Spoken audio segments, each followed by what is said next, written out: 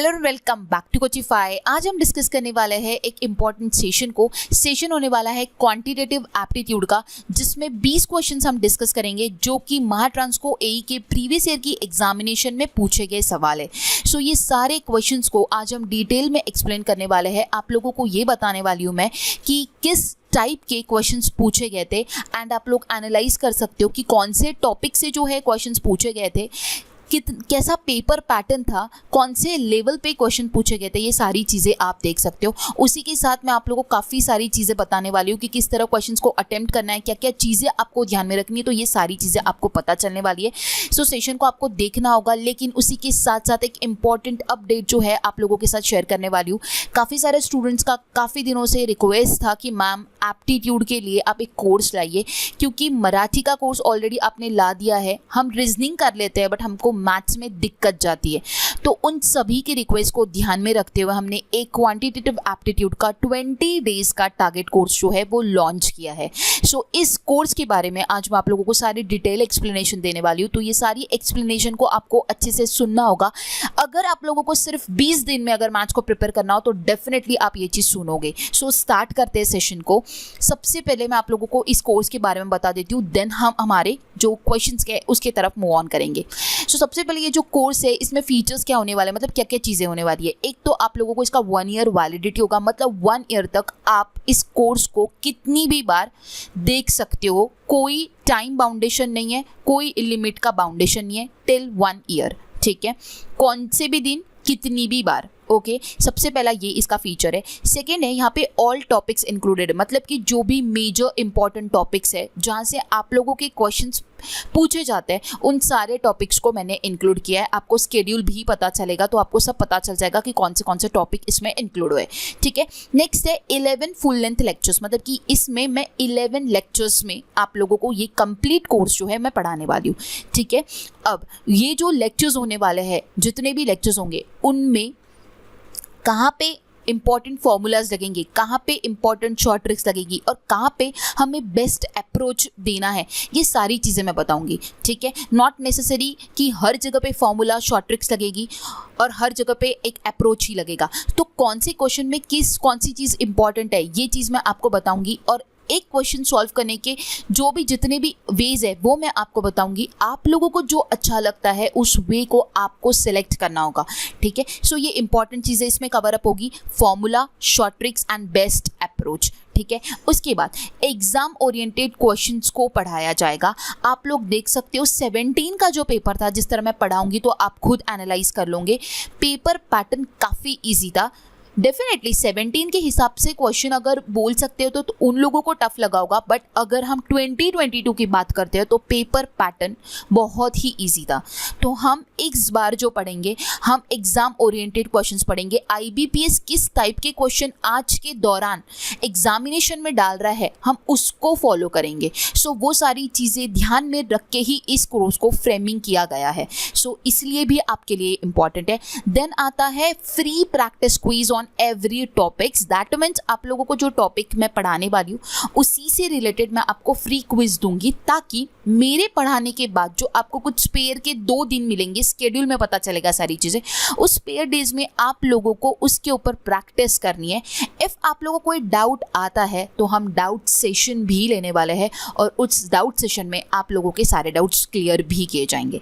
ठीक है, then question का लेवल अगेन मैं आपको कहना चाहूँगी कि मीडियम टू मॉडरेट रहेगा। एकदम हम इजी लेवल के क्वेश्चंस को नहीं पढ़ेंगे। ऐसा नहीं है कि आपको इजी लेवल में बताऊंगी नहीं, बेसिक्स आप लोगों के मैं क्लियर करूंगी, लेकिन हम जो क्वेश्चंस का लेवल रखेंगे वो मीडियम टू मॉडरेट ही लगेंगे, ताकि अगर हम हाई लेवल सेट करते हैं ना खुद का, तो लो लेवल के क्वेश्चन हम इजीली सॉल्व कर सकते हैं। तो ये हमारे फीचर्स होने वाले हैं इस एप्टीट्यूड के कोर्स के लिए, जो कि हम सिर्फ 20 दिन में ही एप्टीट्यूड को प्रिपेयर करने वाले। तो सोच लीजिए, जिन लोगों को एप्टीट्यूड सिर्फ 20 दिनों में प्रिपेयर करना है, जो चाहते हैं कि नॉन टेक्निकल को हम प्रिपेयर करके रख दे, मराठी का कोर्स ऑलरेडी लॉन्च किया है, 10 टॉपिक्स ऑलरेडी पढ़ा दिए, तो जो लोगों ने ज्वाइन किया होगा उन लोगों का तो वो भी फायदा हो रहा है। मतलब उनका सोचिए कितना कॉम्प्रिहेंसिव स्टडी हो रहा है, साइमल्टेनियसली स्टडी वो लोग टेक्निकल भी पढ़ते होंगे या नॉन टेक्निकल भी पढ़ते होंगे। तो जिन लोगों ने ये चीज़ें नहीं ज्वाइन की, जो मैंने 2 कोर्सेज लाए, मेरा यही टारगेट है आप लोगों को कोर्स ला के देने का कि इस बार सिलेक्शन पक्का लेना है, साइमल्टेनियसली पढ़ाई करनी है, कॉम्प्रिहेंसिव स्टडी करनी है। इसलिए हमने नोटिफिकेशन आते ही एग्ज़ाम फॉर्म भरते हुए हमने इस कोर्सेज़ को लॉन्च कर दिया ताकि आप जल्दी से जल्दी इसका बेनिफिट उठाएं और अपना प्रिपरेशन एग्ज़ाम का डेट आने से पहले हर एक चीज़ आपकी प्रिपेयर हो जाए। तो ये हमारा फीचर है, ठीक है। तो आप लोगों को इस कोर्स को जल्दी से जल्दी ज्वाइन करना है और अपना सिलेक्शन जो है इस एग्जामिनेशन के लिए पक्का करना है, ठीक है। अब आगे बढ़ते हैं और देखते हैं इसका स्केड्यूल क्या है। इसका स्केड्यूल मतलब सबसे पहला जो आपको टॉपिक आने वाला है वो आने वाला है 26 मई, जिसमें मैथ्स के बारे में आप लोगों को क्या बेसिक अवेयरनेस होनी चाहिए वो सारी बेसिक अवेयरनेस मैं बताऊंगी। मतलब कि मैथ्स के बेसिक्स आप लोगों को बताऊंगी एंड उसी के साथ पहला टॉपिक हम पढ़ेंगे परसेंटेज, ठीक है, जो कि पढ़ेंगे हम 26 मई को। देन हमारा नेक्स्ट टॉपिक होगा, हमने 1 डे का ही गैप रखा है जैसा हमने मराठी में किया था, सेम एज इट इज़ उसी को फॉलो किया हमने। 1 दिन का गैप रहेगा, पार्टनरशिप आएगा आपका 28 मई को, देन एजेस आएगा आपका 38 मई को। एजेस एंड एवरेज ये 2 टॉपिक्स उस दिन कवर अप हो गए आपके, ठीक है। देन 1 जून से हम स्टार्ट करेंगे और आने वाले 15 डेज तक हमारा स्केड्यूल होगा। Ratio and proportion on 1 June, profit and loss 3 June, time and work के साथ मैं पाइप्स एंड सिस्टम को भी क्लियर करवाऊंगी क्योंकि दोनों का जो कॉन्सेप्ट होते हैं वो ऑलमोस्ट सेम होते हैं, सिर्फ क्वेश्चन का फ्रेमिंग चेंज होता है, ओके। इसलिए इन दोनों को हम साथ में पढ़ेंगे, जो कि पढ़ेंगे हम 5 जून को। Train, time, distance and speed ये 2 टॉपिक को अगेन हम साथ में पढ़ेंगे क्योंकि अगेन ये जो कॉन्सेप्ट लगता है वो सेम ही लगता है, तो वो 7 जून को पढ़ेंगे। देन बोट्स एंड स्ट्रीम को पढ़ेंगे 9 जून को। सिंपल एंड कंपाउंड इंटरेस्ट पढ़ेंगे हम 11 जून को। प्रोबेबिलिटी को पढ़ेंगे हम 13 जून को एंड परम्यूटेशन एंड कॉम्बिनेशन को पढ़ेंगे हम 15 जून को। तो ये मेजर टॉपिक्स होने वाले हैं। इसके अलावा जो डाउट सेशन है वो मैं आप लोगों को प्रिपेयर करवाऊंगी, क्विज भी आप लोगों को प्रोवाइड की जाएंगी इन बिटवीन ताकि आप प्रैक्टिस कर सको, ठीक है। इसके अलावा अगर आप लोग कोई टॉपिक और भी पढ़ना चाहते हो, किसी का कोई रिक्वायरमेंट रहेगा तो वो मैं आफ्टर 15 जून कंप्लीट करवा दूंगी, ओके। सो ये हमारा स्केड्यूल होने वाला है। हमारे मैथ्स का जो मैंने कोर्स लाया है क्वांटिटेटिव एप्टीट्यूड का 20 डेज टारगेट कोर्स, सिर्फ 20 दिन में आप कैलकुलेट कर सकते हो। फ्रॉम 26 मई 15 जून जो है 20 दिन कैलकुलेट होते हैं, तो ये 20 दिन में हम मैथ्स को प्रिपेयर करेंगे। इस 20 दिन के बाद होगा ये कि आप लोगों को सारे टॉपिक के बारे में एक अवेयरनेस आ जाएगी एंड फिर उसके बाद अगर आप क्वेश्चन अटेम्प्ट करते हो, जितने क्वेश्चन अटेम्प्ट करके आप प्रैक्टिस करते हो तो आपकी प्रैक्टिस पक्की होती जाएंगी और आपका एप्टीट्यूड जो है वो स्ट्रॉन्ग होते जाएगा। सो अगर आप चाहते हो इसी साल सिलेक्शन लेना तो ये 20 दिन डेडिकेट कीजिए एप्टीट्यूड के कोर्स को और अपना सिलेक्शन पाइए, ठीक है। अब बढ़ते हैं आगे जिसमें मैं आपको बताऊंगी कि इस कोर्स को आपको किस तरह ज्वाइन करना है, ओके। सबसे पहले आप लोगों के पास, सभी के पास कोचिफाई का एप्लीकेशन होना बहुत ही ज़्यादा इम्पॉर्टेंट है। तो आप लोगों को क्या करना है, कोचिफाई के एप्लीकेशन को डाउनलोड करना है। एप्लीकेशन हम प्ले स्टोर से डाउनलोड करते हैं, ओके। सो प्ले स्टोर पे जाकर कोचिफाई के एप्लीकेशन को डाउनलोड करना है, ओके। जिनके पास नहीं है उन लोगों को का है, वैसे मैं लिंक भी आप लोगों को डिस्क्रिप्शन बॉक्स में दे दूंगी, लेकिन आप प्ले स्टोर पे जाके कोचिफाई सर्च करते हो तो आपको एप्लीकेशन मिल जाएगा, आपको उसे डाउनलोड कर लेना है। आप लोगों का डाउनलोड अगर हो जाता है एप्लीकेशन तो आप लोगों को अब किस तरह परचेज करना है मैं ये बताती हूँ।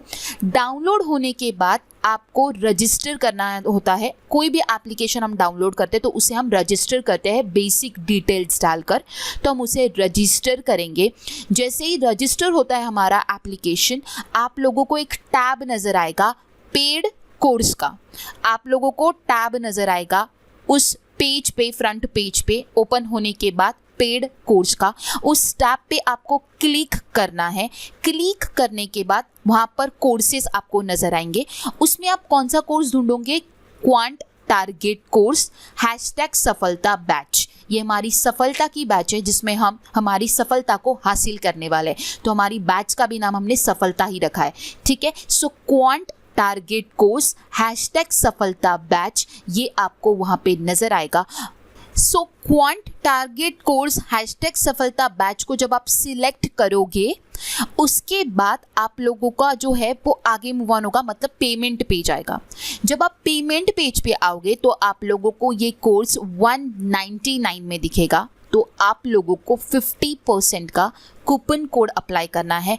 कूपन कोड है हमारा न्यू 50, NEW न्यू एंड 50। जब भी हम आपको पेमेंट करना है 199 के बाद कूपन कोड की जगह पे न्यू 50 का अगर आप कूपन कोड अप्लाई करते हो तो आपकी प्राइस रिड्यूस हो जाएगी 199 से 99 पर।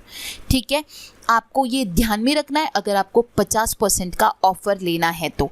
ठीक है, न्यू 50 का कूपन कोड अप्लाई करते हो फिर 99 रुपीज़ हो जाएगी। फिर आपको जो भी कन्वीनियंट ऑप्शन है पेमेंट करने का उस वे से आप उसका पेमेंट कर सकते हो और इस कोर्स को आप परचेस कर सकते हो।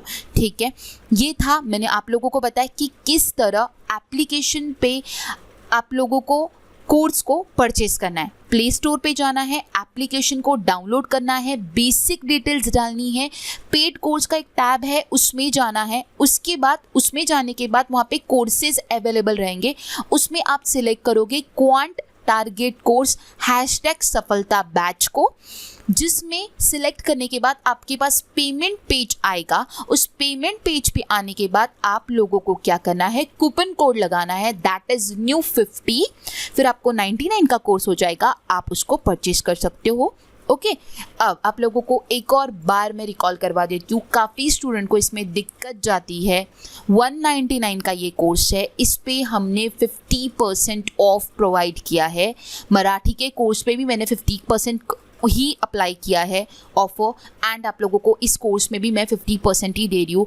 आप लोग सोच सकते हो 99 में कोई भी जगह आप लोगों को कोर्स नहीं प्रोवाइड करता है। कोई भी प्लेटफॉर्म पे अगर आपको मैथ्स का कोर्स 99 में अगर मिलता है तो आप मुझे बता दीजिए, कहीं पे भी नहीं मिलेगा। ये आपको सिर्फ ये ध्यान में रखना है कि इट इज़ जस्ट एक नॉमिनल अमाउंट आपसे ली जा रही है। वो भी हम जो कोर्स बनाते हैं वो टीम का जो चार्जेस होता है बस वो आपसे लिया जाता है। आपसे पैसे लेने के लिए हमने ये कोर्स नहीं लाया है, आपको सिलेक्शन दिलवाना है, आपसे प्रिपरेशन करवाना है, इसलिए इस स्पेशल कोर्स को डिज़ाइन किया है। और हम आपका सिर्फ सिलेक्शन चाहते हैं, हम आपसे पैसा नहीं चाहते, इसलिए इसको एक नॉमिनल अमाउंट पे सेट किया गया है। सिर्फ 99 रुपीज़ में है। इसकी अपॉर्चुनिटी को प्लीज़ मिस मत कीजिए, इसको लीजिए और अपना मैथ्स का जो प्रिपरेशन है वो 20 दिन में, सिर्फ और सिर्फ 20 दिन में अपना जो कोर्स है उसके सारे टॉपिक्स को पढ़ लीजिए एक बार, ताकि आप जितनी आगे फ्यूचर में प्रैक्टिस करोगे, आपके पास जितना टाइम बचेगा after 15th of June till exam, आप उतने टाइम पे क्वेश्चंस को उठा के प्रैक्टिस कर सकते हो। और इस बार आप लोगों को फिर मैथ्स में दिक्कत नहीं जाएंगी, ये मैं आपको अश्योर करती हूँ। अगर आप पढ़ोगे सारे टॉपिक तो आपके कॉन्सेप्ट क्लियर हो गए तो डेफिनेटली आपको मैथ्स में दिक्कत नहीं जाएंगी। ठीक है, सो आपको ध्यान में रखना है, कूपन कोड न्यू 50 अप्लाई करना है क्वांटिटेटिव एप्टीट्यूड के कोर्स पे। जो कूपन कोड है वो न्यू 50 है। ठीक है, मराठी का कूपन कोड डिफरेंट है, कंफ्यूज होना नहीं है। मैथ्स का न्यू 50 कोड है, ये आप लोगों को नोट डाउन करना है, और जो मराठी का है वो आपको बताती हूँ मैं इन बिटवीन, आपको यही ध्यान में रखना है। ठीक है, सिर्फ 99 रुपीज़ का कोर्स है जो कि आपको सच में आपकी इस साल के एग्जामिनेशन के लिए काफ़ी ज़्यादा फायदेमंद होने वाला है।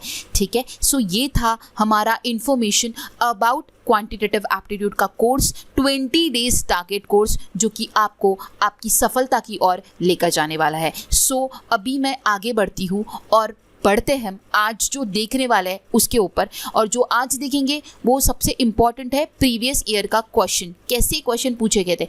कभी भी हम जब प्रिपरेशन स्टार्ट करते हैं तो सबसे पहले हमने ये देखना चाहिए कि प्रीवियस ईयर में क्या पूछा गया था। ठीक है, प्रीवियस ईयर का क्या पेपर पैटर्न फॉलो हुआ था, सिंपल था, डिफिकल्ट था, मॉडरेट था, क्या स्ट्रैटेजी थी, कौन से टॉपिक से क्वेश्चंस को पूछा गया है। ठीक है, आप देख सकते हो कि टाइम एंड वर्क के कितने क्वेश्चंस पूछे गए, प्रॉफिट एंड लॉस के कितने क्वेश्चंस पूछे गए, रेशो का कैसा क्वेश्चन कवर अप करवाया, एवरेज से क्या क्वेश्चन पूछा गया। ये सारी चीज़ें आपको नोट डाउन करनी है। ठीक है, क्या क्या उसने क्वेश्चन पूछा था एग्जामिनर ने, ये आपको पता करना है। ठीक है, एंड इसी के लिए हमने आज ये जो मैं आप लोगों को डेमो लेक्चर भी दे रही हूँ एंड आप लोगों को ये जो है प्रीवियस ईयर का पेपर भी एक्सप्लेन कर रही हूँ, तो आप इसे देख सकते हो। अभी हम आज थॉरली बहुत डिटेल में आप लोगों को 20 क्वेश्चन पढ़ाऊंगी। थोड़ा मैंने टाइम ज़रूर लिया है, लेकिन एक बार अगर आप ये पूरा कंप्लीट वीडियो देखते हो तो आपको वो 20 के 20 क्वेश्चन डेफिनेटली बहुत अच्छी तरीके से समझ जाएंगे। और इससे होगा एक फ़ायदा, पता है क्या, कि ये बेसिक आपका जो है ना काफ़ी क्लियर हो जाएगा, ठीक है, क्योंकि ये क्वेश्चन बहुत डिफिकल्ट नहीं थे। तो आपका जो बेसिक कॉन्सेप्ट है ना इस 20 क्वेश्चन से क्लियर हो सकता है। तो प्लीज़ इसे स्किप मत कीजिए, इसे ज़रूर कंप्लीट देखिए। सो स्टार्ट करते हैं आज के सेशन को और देखते हैं आज का सबसे पहला क्वेश्चन। सो देखते हैं आज का सबसे पहला क्वेश्चन जो एग्जामिनेशन में पूछा गया था। Profit and loss based question है ये। By selling a dozen of eggs for 48 rupees a shopkeeper bears a loss of 4%. If shopkeeper sells that article for ₹64 then the profit percent will be. So हमें क्या बोला गया है कि eggs को cell किया गया, डजन ऑफ एग्स को शॉपकीपर ने जब उसे सेल किया तब उसने 48 रुपीज़ में सेल किया और उसके ऊपर उसको 4% का लॉस हुआ है। अगर शॉपकीपर उसको 64 रुपीज़ में बेचता है तो उसको कितना प्रॉफिट परसेंट होता है ये हमें निकालना है, ठीक है। सिंपल सा क्वेश्चन पूछा गया था।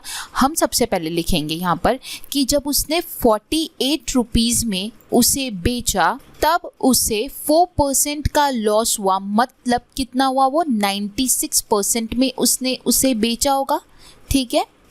अब हम निकालेंगे 100% का वैल्यू कितना, ठीक है, मतलब कि हम उसकी कॉस्ट प्राइस निकालेंगे। सो हम निकालेंगे 100% इज इक्वल्स टू व्हाट, ठीक है। अब हम इसे क्रॉस मल्टीप्लाई करेंगे और 100% का वैल्यू निकालेंगे। 100 इंटू 48 डिवाइडेड बाय 96। 48 1 जा 48, 48 2 जा 96 एंड 2 50 जा 100, ओके। सो ये जो कॉस्ट प्राइस आ जाएगा उस एग्स का वो आ जाएगा 50 रुपीज़, ठीक है। अब क्या हुआ, 50 रुपीज़ तो जो था वो सीपी था और बेचते वक्त अब कितने में बेचा है, जो एसपी बेचा है शॉपकीपर ने सेकेंड टाइम वो है 64 रुपीज़, ठीक है। तो अभी प्रॉफिट कितने का हुआ, फिर प्रॉफिट इज इक्वल टू क्या हो जाएगा, selling price minus cost price, जो कि हो जाएगा 64 माइनस 50 इज इक्वल्स टू कितना हो जाएगा 14 रुपीज़। मतलब कितने का प्रॉफिट हुआ, उसे 14 रुपीज़ का प्रॉफिट हुआ। हमें क्या निकालना है, सिर्फ प्रॉफिट नहीं निकालना है, प्रॉफिट परसेंट निकालना है। और आप नीचे मैंने फॉर्मूला दिया है प्रॉफिट परसेंट का, आप वो देख सकते हो। Profit percent is equals to profit upon CP into 100। ये है हमारा प्रॉफिट परसेंट का फॉर्मूला।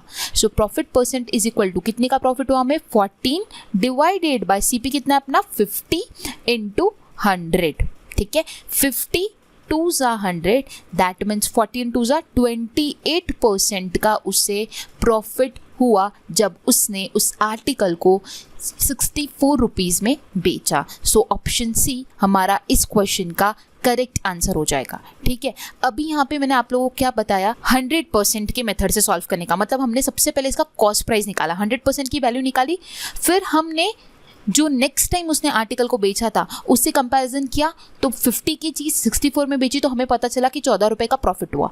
अब आपको मैं इसकी सेकेंड मेथड बताती हूँ और इसको किस तरह शॉर्टकट वे से सॉल्व किया जा सकता था। सो वो है नेक्स्ट स्लाइड में। देखिए सेम क्वेश्चन मैंने यहाँ पे प्रेजेंट किया है। क्या था, सबसे पहले 48% का जो वैल्यू है वो 96% के बराबर, क्या हमने ये उस टाइम पे लिखा था और ये हम अभी भी लिख सकते हैं क्योंकि उसने 48 रुपीज़ में जब बेचा था तब उसको 4% का लॉस हुआ था, दैट मीन्स 96% में बेचा। अब हमें निकालना क्या है, अगर बोला क्या है सेकेंड सेटमेंट में, अगर उसने 64 रुपीज़ में बेचा तो उसको कितना प्रॉफिट हुआ होगा, तो हम सीधा यहाँ पे लिखेंगे 64 रुपीज़ इज इक्वल टू कितना परसेंटेज, ठीक है।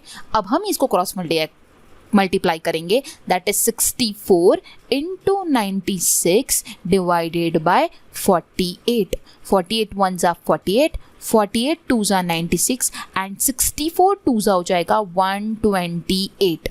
समझ आया, मतलब 128% पे उसने क्या किया होगा, बेचा होगा। अब 128% पे बेचा, ऑलवेज सीपी हम कितना कंसिडर करते हैं, 100%। कितना कंसिडर करते हैं हम सीपी, 100%। लेकिन उसने बेचते हुए कितने परसेंट पे बेचा है, 128% पे बेचा है, तो उसका प्रॉफिट परसेंट कितना हो जाएगा, 28%। कितना हो जाएगा, 28%। सो ऑप्शन सी इस क्वेश्चन का करेक्ट आंसर होगा। मैंने दो मेथड बताई, एक में हमने 100% का वैल्यू निकाला एंड फिर उसके बाद हमने उससे कंपैरिजन करके हमने प्रॉफिट परसेंट निकाला फॉर्मूला अप्लाई करके। लेकिन सेकेंड मेथड में मैंने आप लोगों को ये बताया है कि 48 रुपीज़ में अगर वो बेचता है तो वो 4% लॉस में बेचता है। तो अगर वो 64 रुपीज़ में बेचेगा तो वो उसको कितना परसेंटेज पे वो बेचेगा, आपको डायरेक्ट आप क्रॉस मल्टीप्लाई कीजिए।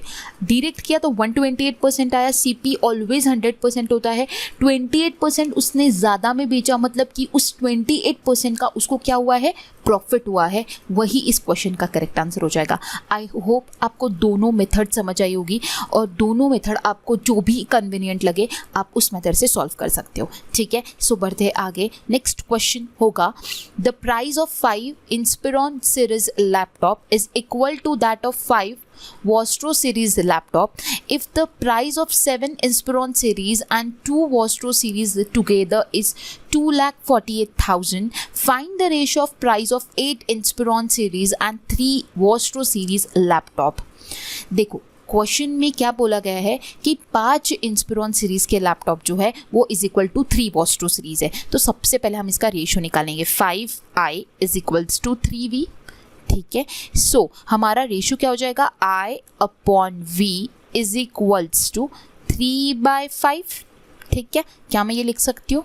ठीक है, इतना भी हमारा रेशियो आ गया। फिर उसके बाद हमें क्या बोला है, if the price of 7 Inspiron series, मतलब कि 7i प्लस 2v, क्योंकि 2 वॉस्ट्रो सीरीज टुगेदर इज 2,48,000। दोनों की जो प्राइस अगर मिलाते हैं तो कितने के आते हैं, 7 इंस्पिरॉन प्लस 2 वॉस्ट्रो 2,48,000 के। ठीक है, सो हमें रेशियो किसका निकालना है, 8 Inspiron series is to 3 Vostro series is equals to what, ये हमें निकालना है।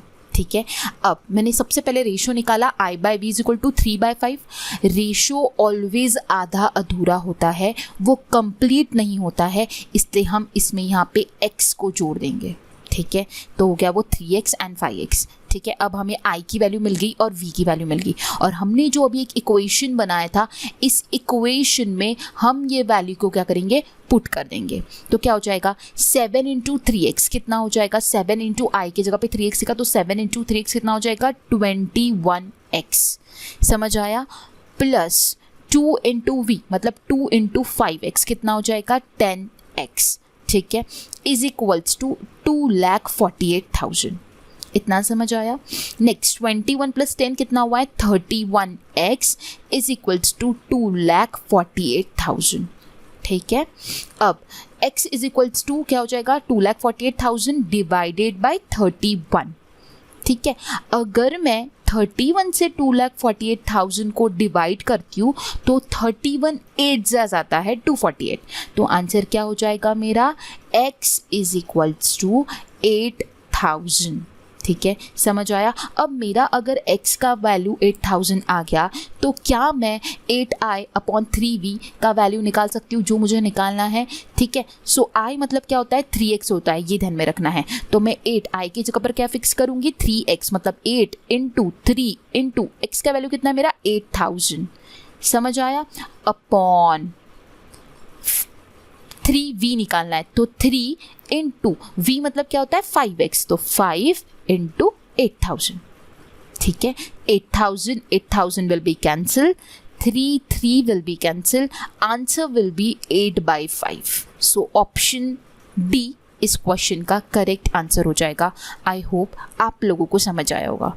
क्या क्या हमने पहले हमें एक रेशो दिया था 5i is equal to 3v का, उस पर हमने I/V का रेशो निकाल लिया। रेशो ऑलवेज आधा अधूरा होता है, तो उसको कंप्लीट करने के लिए हम उसमें x लगाते हैं। हमने x निकाल दिया तो हमें I और V की एक वैल्यू पता चल गई। फिर हमें एक इक्वेशन दिया था 7i + 2v is equal to 2,48,000, जिसमें हमने वैल्यूज पुटअप की और x की जो वैल्यू है वो निकाल ली। जब हमारी x की वैल्यू आ जाती है, हमने 8i/3v में हमने वो वैल्यूज को पिट किया। i is equal to 3x होता है, तो 8 into 3 into 8,000 and v is equals to होता है 5x, इसलिए 3 इंटू 5 इंटू 8,000। बाकी सब चीज़ें कैंसिल होती, बचता है सिर्फ 8/5। तो हमारा 8i मतलब जो रेशियो बना 8 Inspiron series and 3 Vostro series का, वो बना 8:5। ओके, नेक्स्ट क्वेश्चन है हमारा, find the list possible perfect square exactly divisible by 15, 21 and 35। Question में ये पूछा जा रहा है कि हमें लीस्ट पॉसिबल परफेक्ट स्क्वायर निकालना है, ठीक है, जो कि मतलब कि ये जो ऑप्शन में हमें एक ऐसा स्क्वायर निकालना है जो इन तीनों नंबर से डिवाइड होता हो। ऐसा कौन सा स्क्वायर वाला नंबर है ये हमें निकालना है, ठीक है। सो जब भी आपको इस टाइप का क्वेश्चन पूछा जाता है तब आपको एलसीएम मेथड से इसे सॉल्व करना होता है। तो हम इसे किस तरह अटेम्प्ट करेंगे, देखिए। सबसे पहले हम क्या करेंगे, 15, 21 एंड 35 का एलसीएम निकालेंगे। एलसीएम क्या होता है, LCM is equals to common into uncommon factors. Okay, so LCM का 15, 21 अगर मैं 35 लिखती हूँ, सो सबसे पहले हम इसे 7 से डिवाइड करेंगे। 7 से 7 3 21, 15 एज इट इज़ रह जाएगा क्योंकि 7 जो है वो 15 के टेबल में नहीं आता है, 15 जो है वो 7 के टेबल में नहीं आता है। तो 7 3 21 हो जाएगा एंड 7 5 35 हो जाएगा।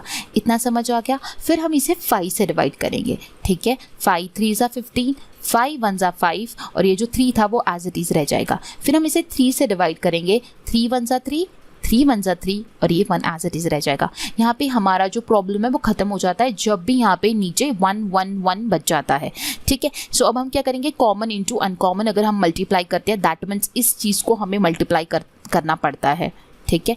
जब हम इसको मल्टीप्लाई करते हैं तो हमें आंसर मिलता है 7 × 5 × 3, ठीक है। अगर 7 × 5 × 3 × 1 जब हम करते हैं तो 7 5 कितना होता है, 35 × 3 दैट इज 35 × 3 कितना हो जाएगा, 105, ठीक है। समझ आया। तो अब 105 हमारा आंसर आ चुका है, ठीक है।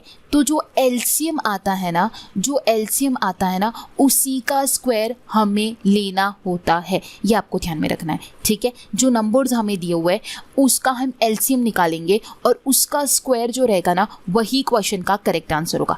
अब हमें 105 का क्या निकालना है, स्क्वायर निकालना है। जब भी मैंने आप लोगों को ये मेथड पढ़ाई थी, जब भी हमारा बेस 5 है और उसका हमें स्क्वायर निकालना है तो हम किस तरह निकालते हैं, आप लोगों को ध्यान में रखना है। जो यूनिट प्लेस का 5 होता है उसका आपको स्क्वायर लेना है जो कि होता है 25। क्या होता है, 25, वो आपने ले लिया। और जो आपका 5 को छोड़ के जो नंबर बचा हुआ रहता है, अब यहाँ पे 10 बचा हुआ है, ठीक है। क्या बचा हुआ है, 10 बचा हुआ है। तो आप क्या करोगे, 10 के बाद क्या होता है, जो नेक्स्ट डिजिट आता है, ऑलवेज कंसिडर नेक्स्ट डिजिट। तो 10 × 11 से उसे मल्टीप्लाई करोगे। 11 10 का कितना होता है, 110, ठीक है। तो वो स्क्वायर क्या हो जाएगा 105 का, 11025 और वही इस क्वेश्चन का करेक्ट आंसर हो जाएगा, दैट इज ऑप्शन बी, ठीक है।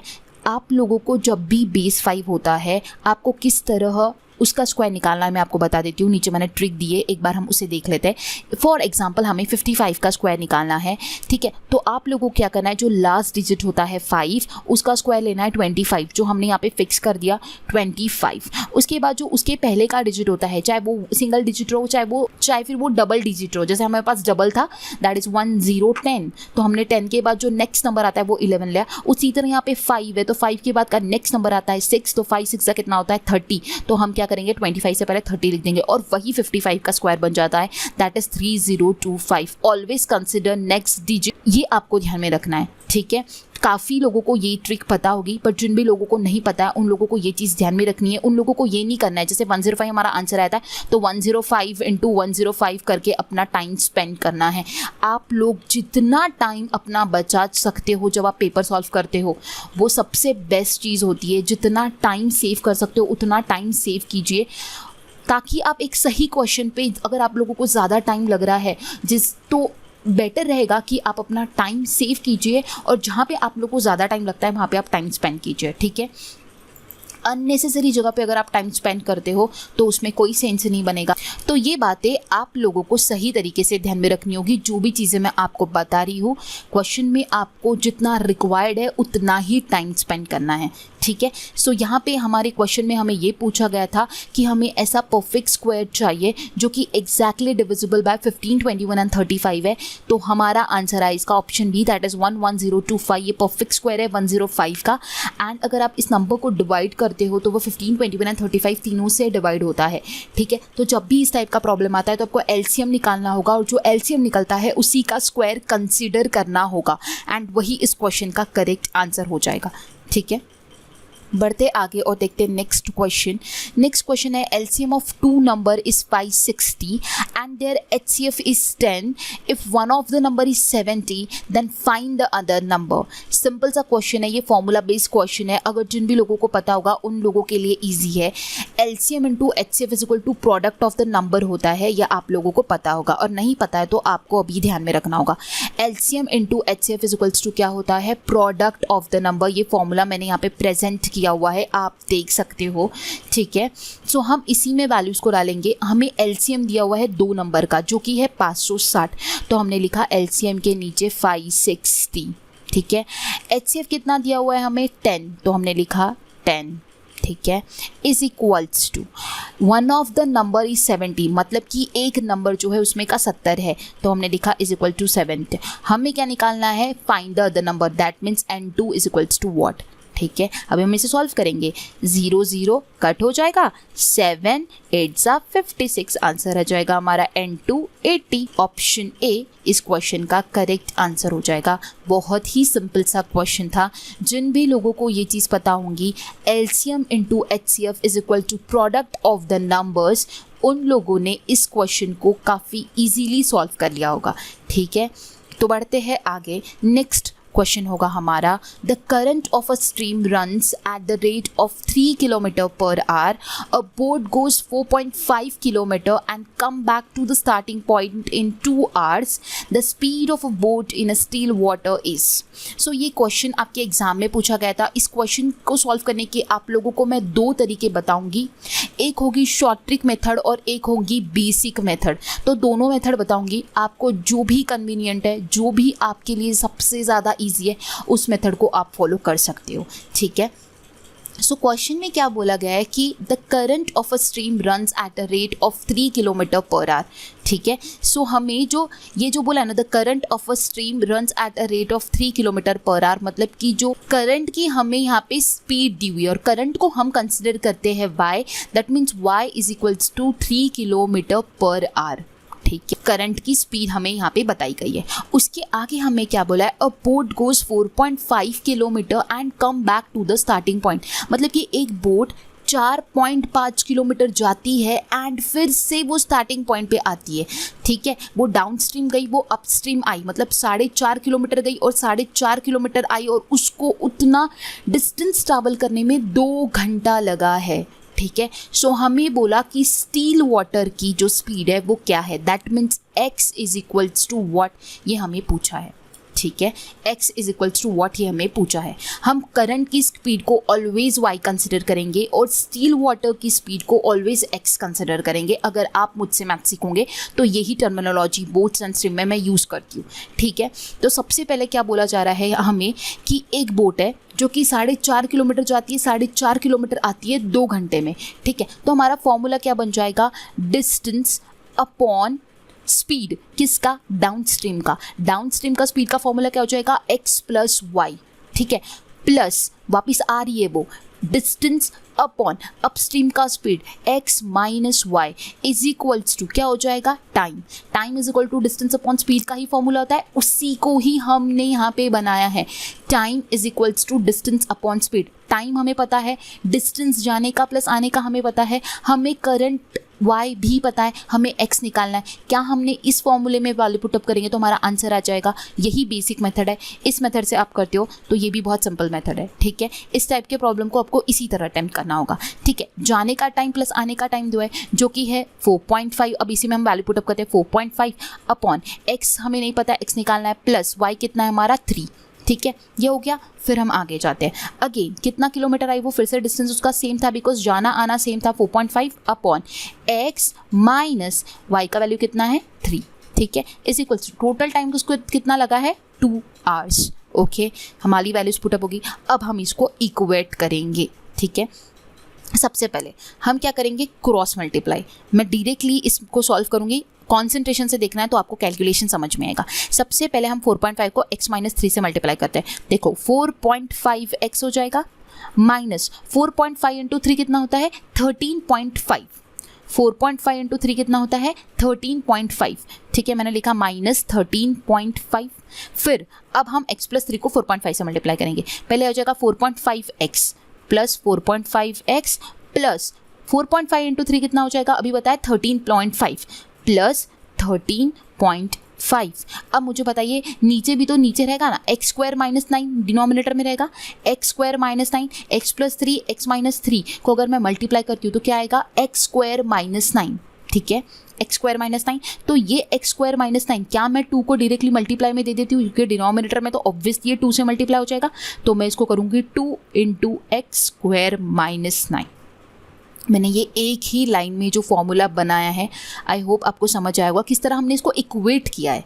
समझ आया, हमने कुछ नहीं, क्रॉस मल्टीप्लाई किया, नीचे भी है एक्स स्क्वायर माइनस 9 आया। ऑब्वियस सी बात है वो नेक्स्ट स्टेप में उधर जाता था। हमें क्वेश्चन का आंसर क्विकली निकालना है। क्या हमको मेथड दिखानी है कि एग्जामिनेशन में कि हमने किस तरह सॉल्व किया, तो हम क्यों मेथड बाय मेथड सॉल्व करेंगे। हम जितना कम मेथड में सॉल्व करेंगे उतना फास्ट आंसर लाएंगे, ठीक है। इसलिए हमने एक ही मेथड में इसको सॉल्व किया। समझ आया, ठीक है। अब नेक्स्ट स्टेप क्या है, यहाँ पे माइनस 3.5 प्लस 3.5 कैंसिल हो जाएगा, ठीक है। बचा क्या अपने पास 4.5 plus 4.5x that is 9x। 4.5 plus 4.5 कितना हो जाएगा 9x हो जाएगा।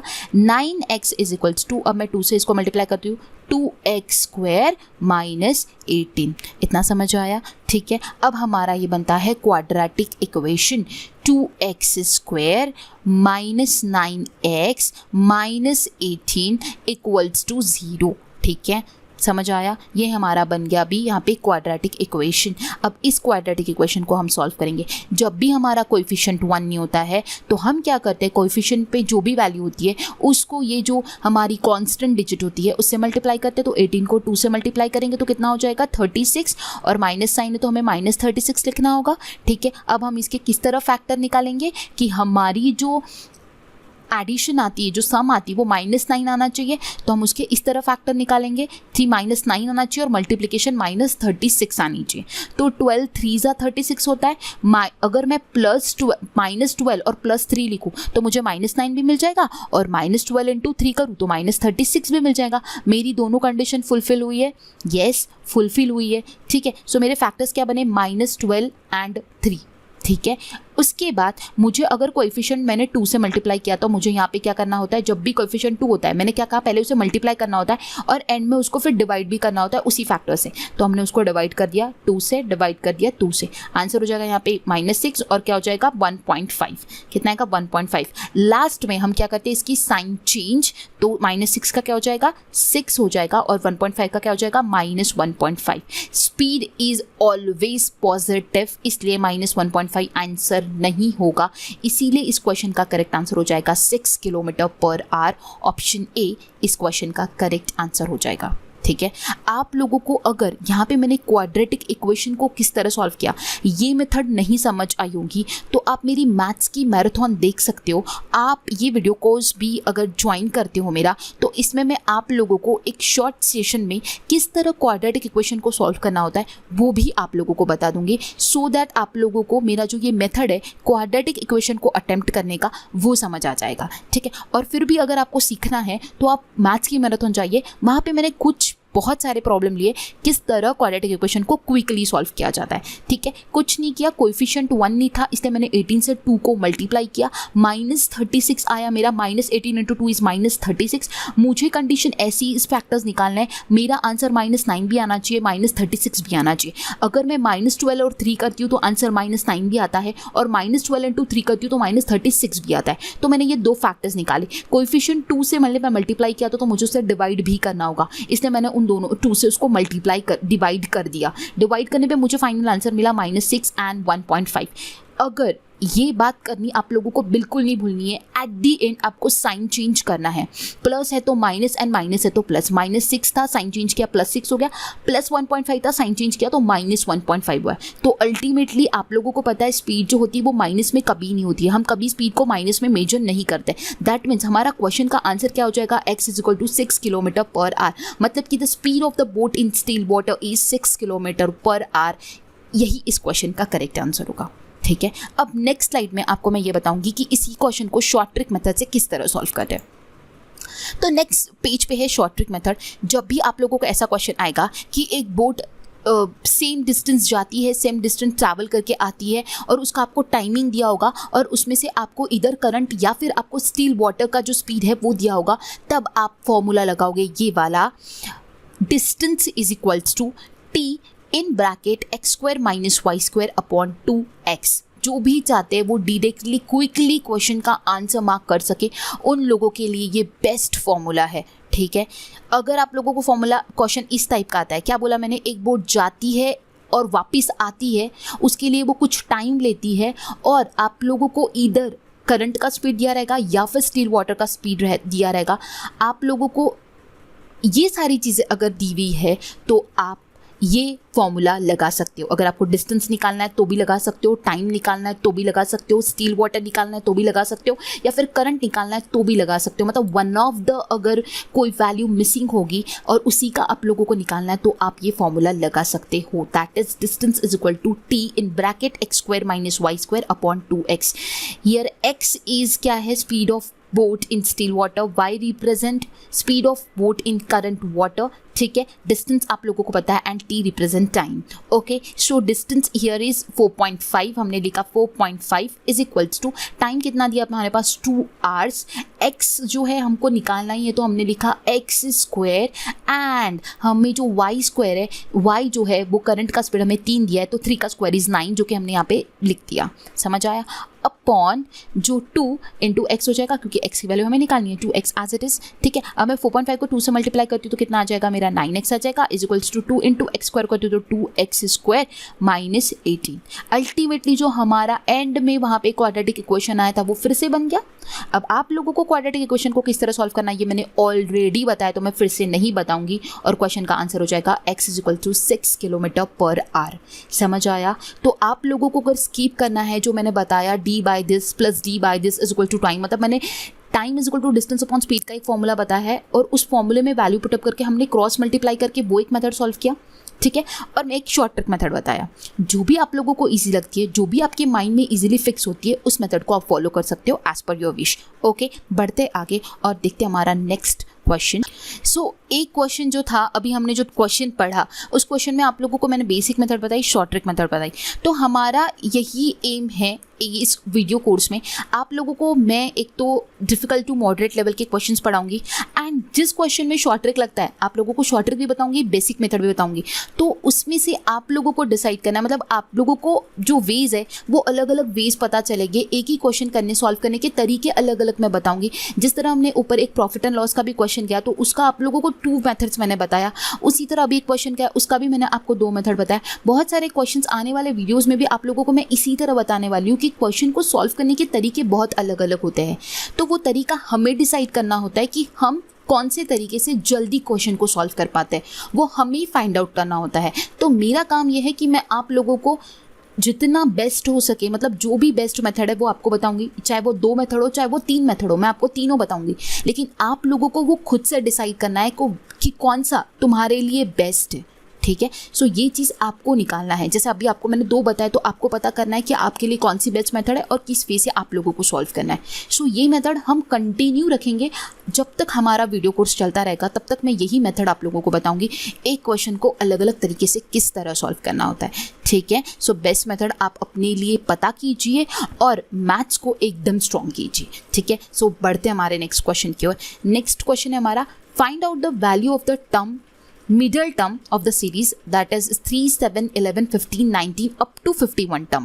क्वेश्चन क्या बोला है, हमें यहाँ पे मिडल टर्म सीरीज निकालनी है। क्या निकालना है यहाँ पे, हमें मिडल टर्म सीरीज निकालनी है। ठीक है, सिंपल सा क्वेश्चन है, कुछ भी डिफिकल्ट नहीं है। अगेन यहाँ पे फॉर्मूला पता होना इंपॉर्टेंट है। ठीक है, सो अगेन मैं ये कहना चाहूँगी, वीडियो कोर्स में आपको जितनी भी अच्छी शॉर्ट ट्रिक्स है और जो भी इंपॉर्टेंट फॉर्मूलाज है वो सारे मिलने वाले हैं। आपने अभी तक जितने भी क्वेश्चंस पढ़े होंगे आपने देखा भी होगा, हर स्लाइड में मैं नीचे आप लोगों को फॉर्मूला मेंशन कर रही हूँ। मैं फॉर्मूला मेरे तक नहीं रख रही हूँ, आप लोगों के लिए मेंशन किया जा रहा है ताकि आप पढ़ सको, आप ध्यान में ले सको। और मैं हर बार इसी तरह आप लोगों को फॉर्मूलेज मेंशन करूँगी और शॉर्ट ट्रिक बताऊँगी ताकि आपको वो फॉर्मूलाज एंड शॉर्ट ट्रिक याद हो जाए। क्योंकि जो 17 में पेपर हुआ था वो काफ़ी सारे क्वेश्चन फॉर्मूला बेस्ड थे और ट्रिक बेस्ड क्वेश्चन थे। तो जिनको उस टाइम पे वो सारी चीज़ें आती थी ना, उनके लिए अभी ये क्वेश्चन पेपर देखा जाए, जो 20 क्वेश्चन पूछे थे काफ़ी सिंपल क्वेश्चन पूछे गए थे, कुछ भी डिफिकल्ट नहीं था एग्जामिनेशन में, अगर आप लोगों को बेसिक मैथ्स आता है तो। बट अभी 5 इयर्स हो गया है तो हम कुछ भी एक्सपेक्ट नहीं कर सकते कि इसी लेवल का पेपर आएगा। इसीलिए मैं आप लोगों को बेसिक टू डिफिकल्ट मेथड तक क्वेश्चंस पढ़ाने वाली हूँ मैथ्स की, ताकि कोई भी लेवल आए, इजी लेवल आए, मॉडरेट लेवल आए, डिफिकल्ट लेवल आए, आप कोई भी लेवल के मैथ्स के ऑप्शंस को अटेम्प्ट कर सको। यही हमारा टारगेट रहेगा। ओके, सो देखते हैं क्वेश्चन में क्या पूछा गया है, मिडिल टर्म सीरीज। ओके, तो क्या है हमारे पास 3, 7, 11, 15, 19 अप टू 51st टर्म बोला जा रहा है। ठीक है, अब हमें इसकी मिडिल टर्म निकालना है। एक बात ध्यान में रखना है, अब ये हम पहले ये डिसाइड करेंगे कि एपी है कि जीपी है। ठीक है, ये अर्थमेटिक सीक्वेंस है कि ज्योमेट्रिक सीक्वेंस है। ठीक है, अर्थमेटिक सीक्वेंस कब होता है, जब उस सीरीज का डिफरेंस कॉमन होता है। तो डिफरेंस देखते हम 3 से 7 की ओर जाते हैं तो डिफरेंस कितना आ रहा है, 4 का। 7 to 11 की तरफ जाते हैं, डिफरेंस कितना आ रहा है, 4 का। 11 to 15 की तरफ जा रहा है, डिफरेंस आता है 4 का। एंड 15 to 19 की तरफ जाते हैं तो डिफरेंस कितना आ रहा है, 4 का। डिफरेंस क्या आ रहा है, कॉमन। डिफरेंस क्या है, कांस्टेंट। और जब डिफरेंस कांस्टेंट है तो हमारा फॉर्मूला किसका लगेगा, अर्थमेटिक सीक्वेंस का लगेगा। ठीक है, अब यहाँ पे हमें क्या निकालना है, 51st टर्म निकालनी है। 51st टर्म तक, मतलब 51st टर्म हम सबसे पहले निकालेंगे, उसके बाद हमको मिडिल टर्म निकालनी पड़ेगी। क्यों, क्योंकि हमारे पास फर्स्ट टर्म दी हुई है, हमको 51st टर्म पता चल गई तो हम मिडिल टर्म निकाल सकते हैं। यस, बिल्कुल निकाल सकते हैं। तो सबसे पहले हम क्या निकालेंगे, 51st टर्म। हमारा टारगेट क्या होगा, 51st टर्म। 51st टर्म के लिए हमारा फॉर्मूला क्या हो जाएगा, an is equals to a1 plus n-1d।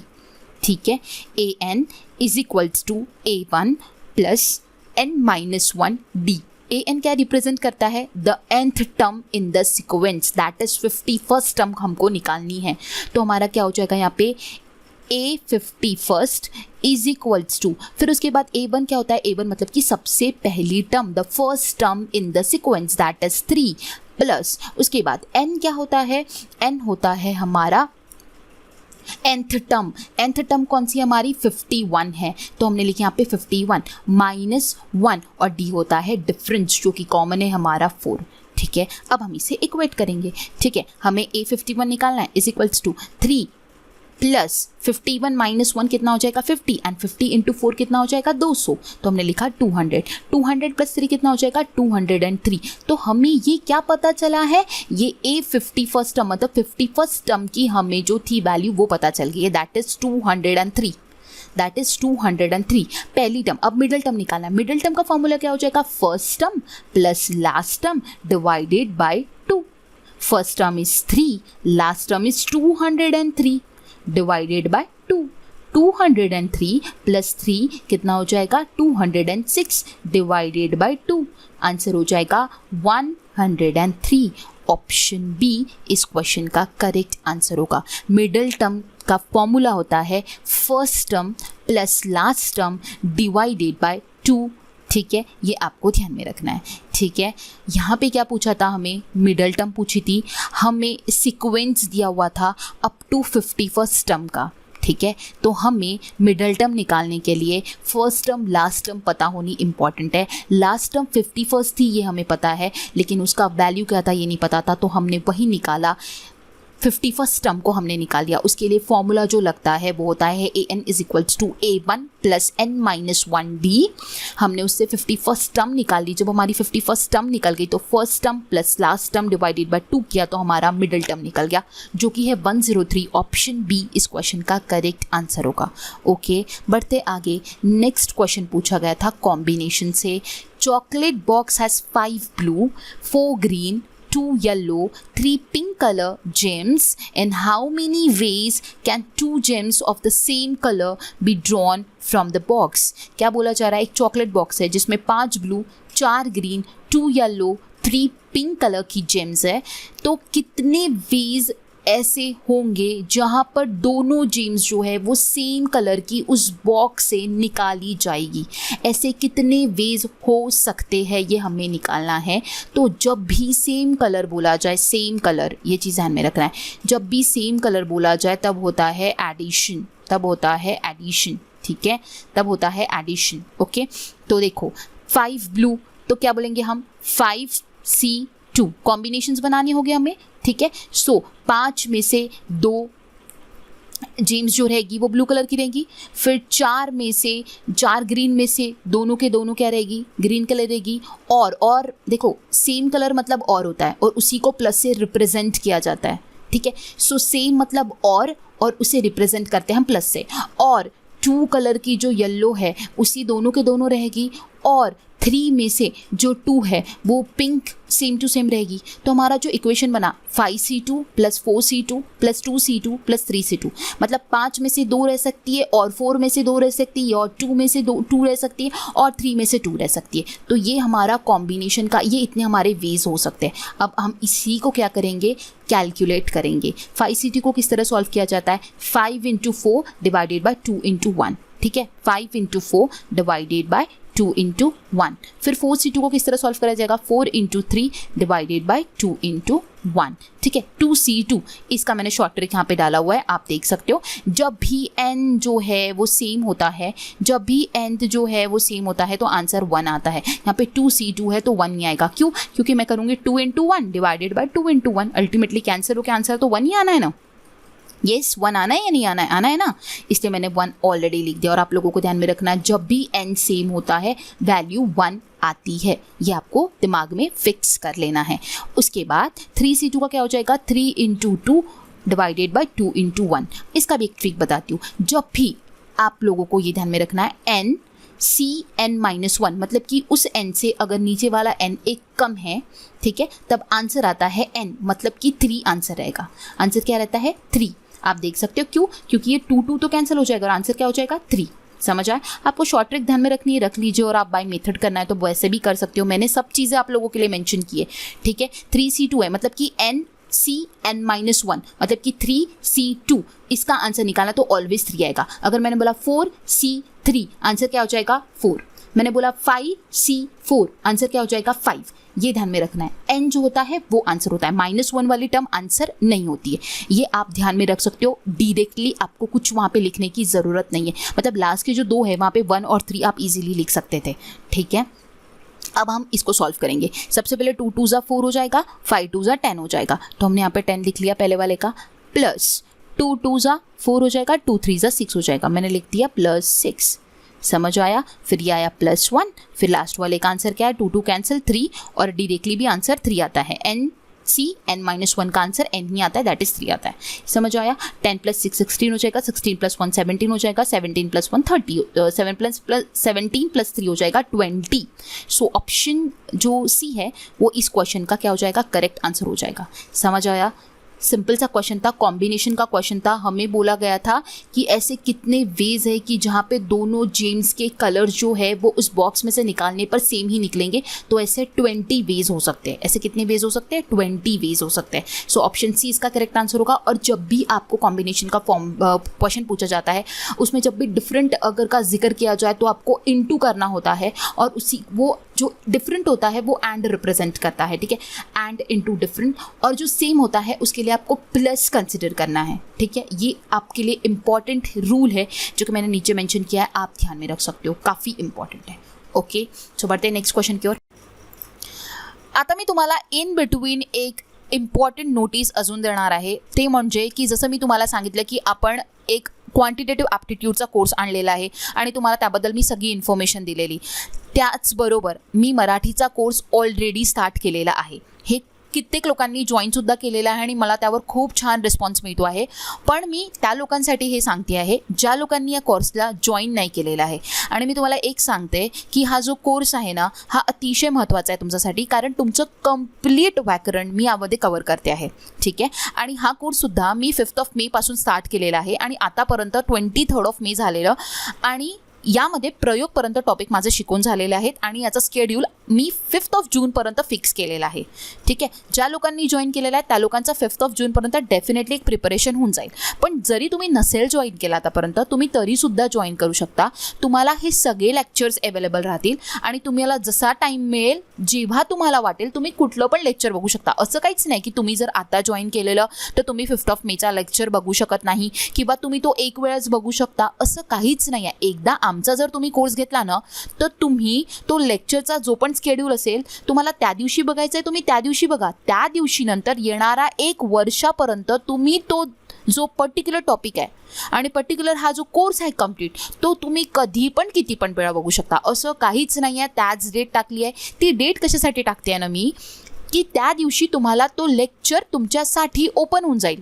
ठीक आहे, त्यासाठी म्हणून मी ती डेट मेन्शन करते. ओके, हा आपला स्केड्यूल असतो कोर्स कंप्लीट करायचा. तर तुम्हाला मॅथ्समध्ये सुद्धा असं कन्फ्यूज नको व्हायला की मी जी डेट टाकली आहे त्याच दिवशी आपल्याला तो लेक्चर बघायचा, असं नाही आहे. त्यानंतर तुम्ही किती पण वेळा कधी पण तो कोर्स बघू शकता.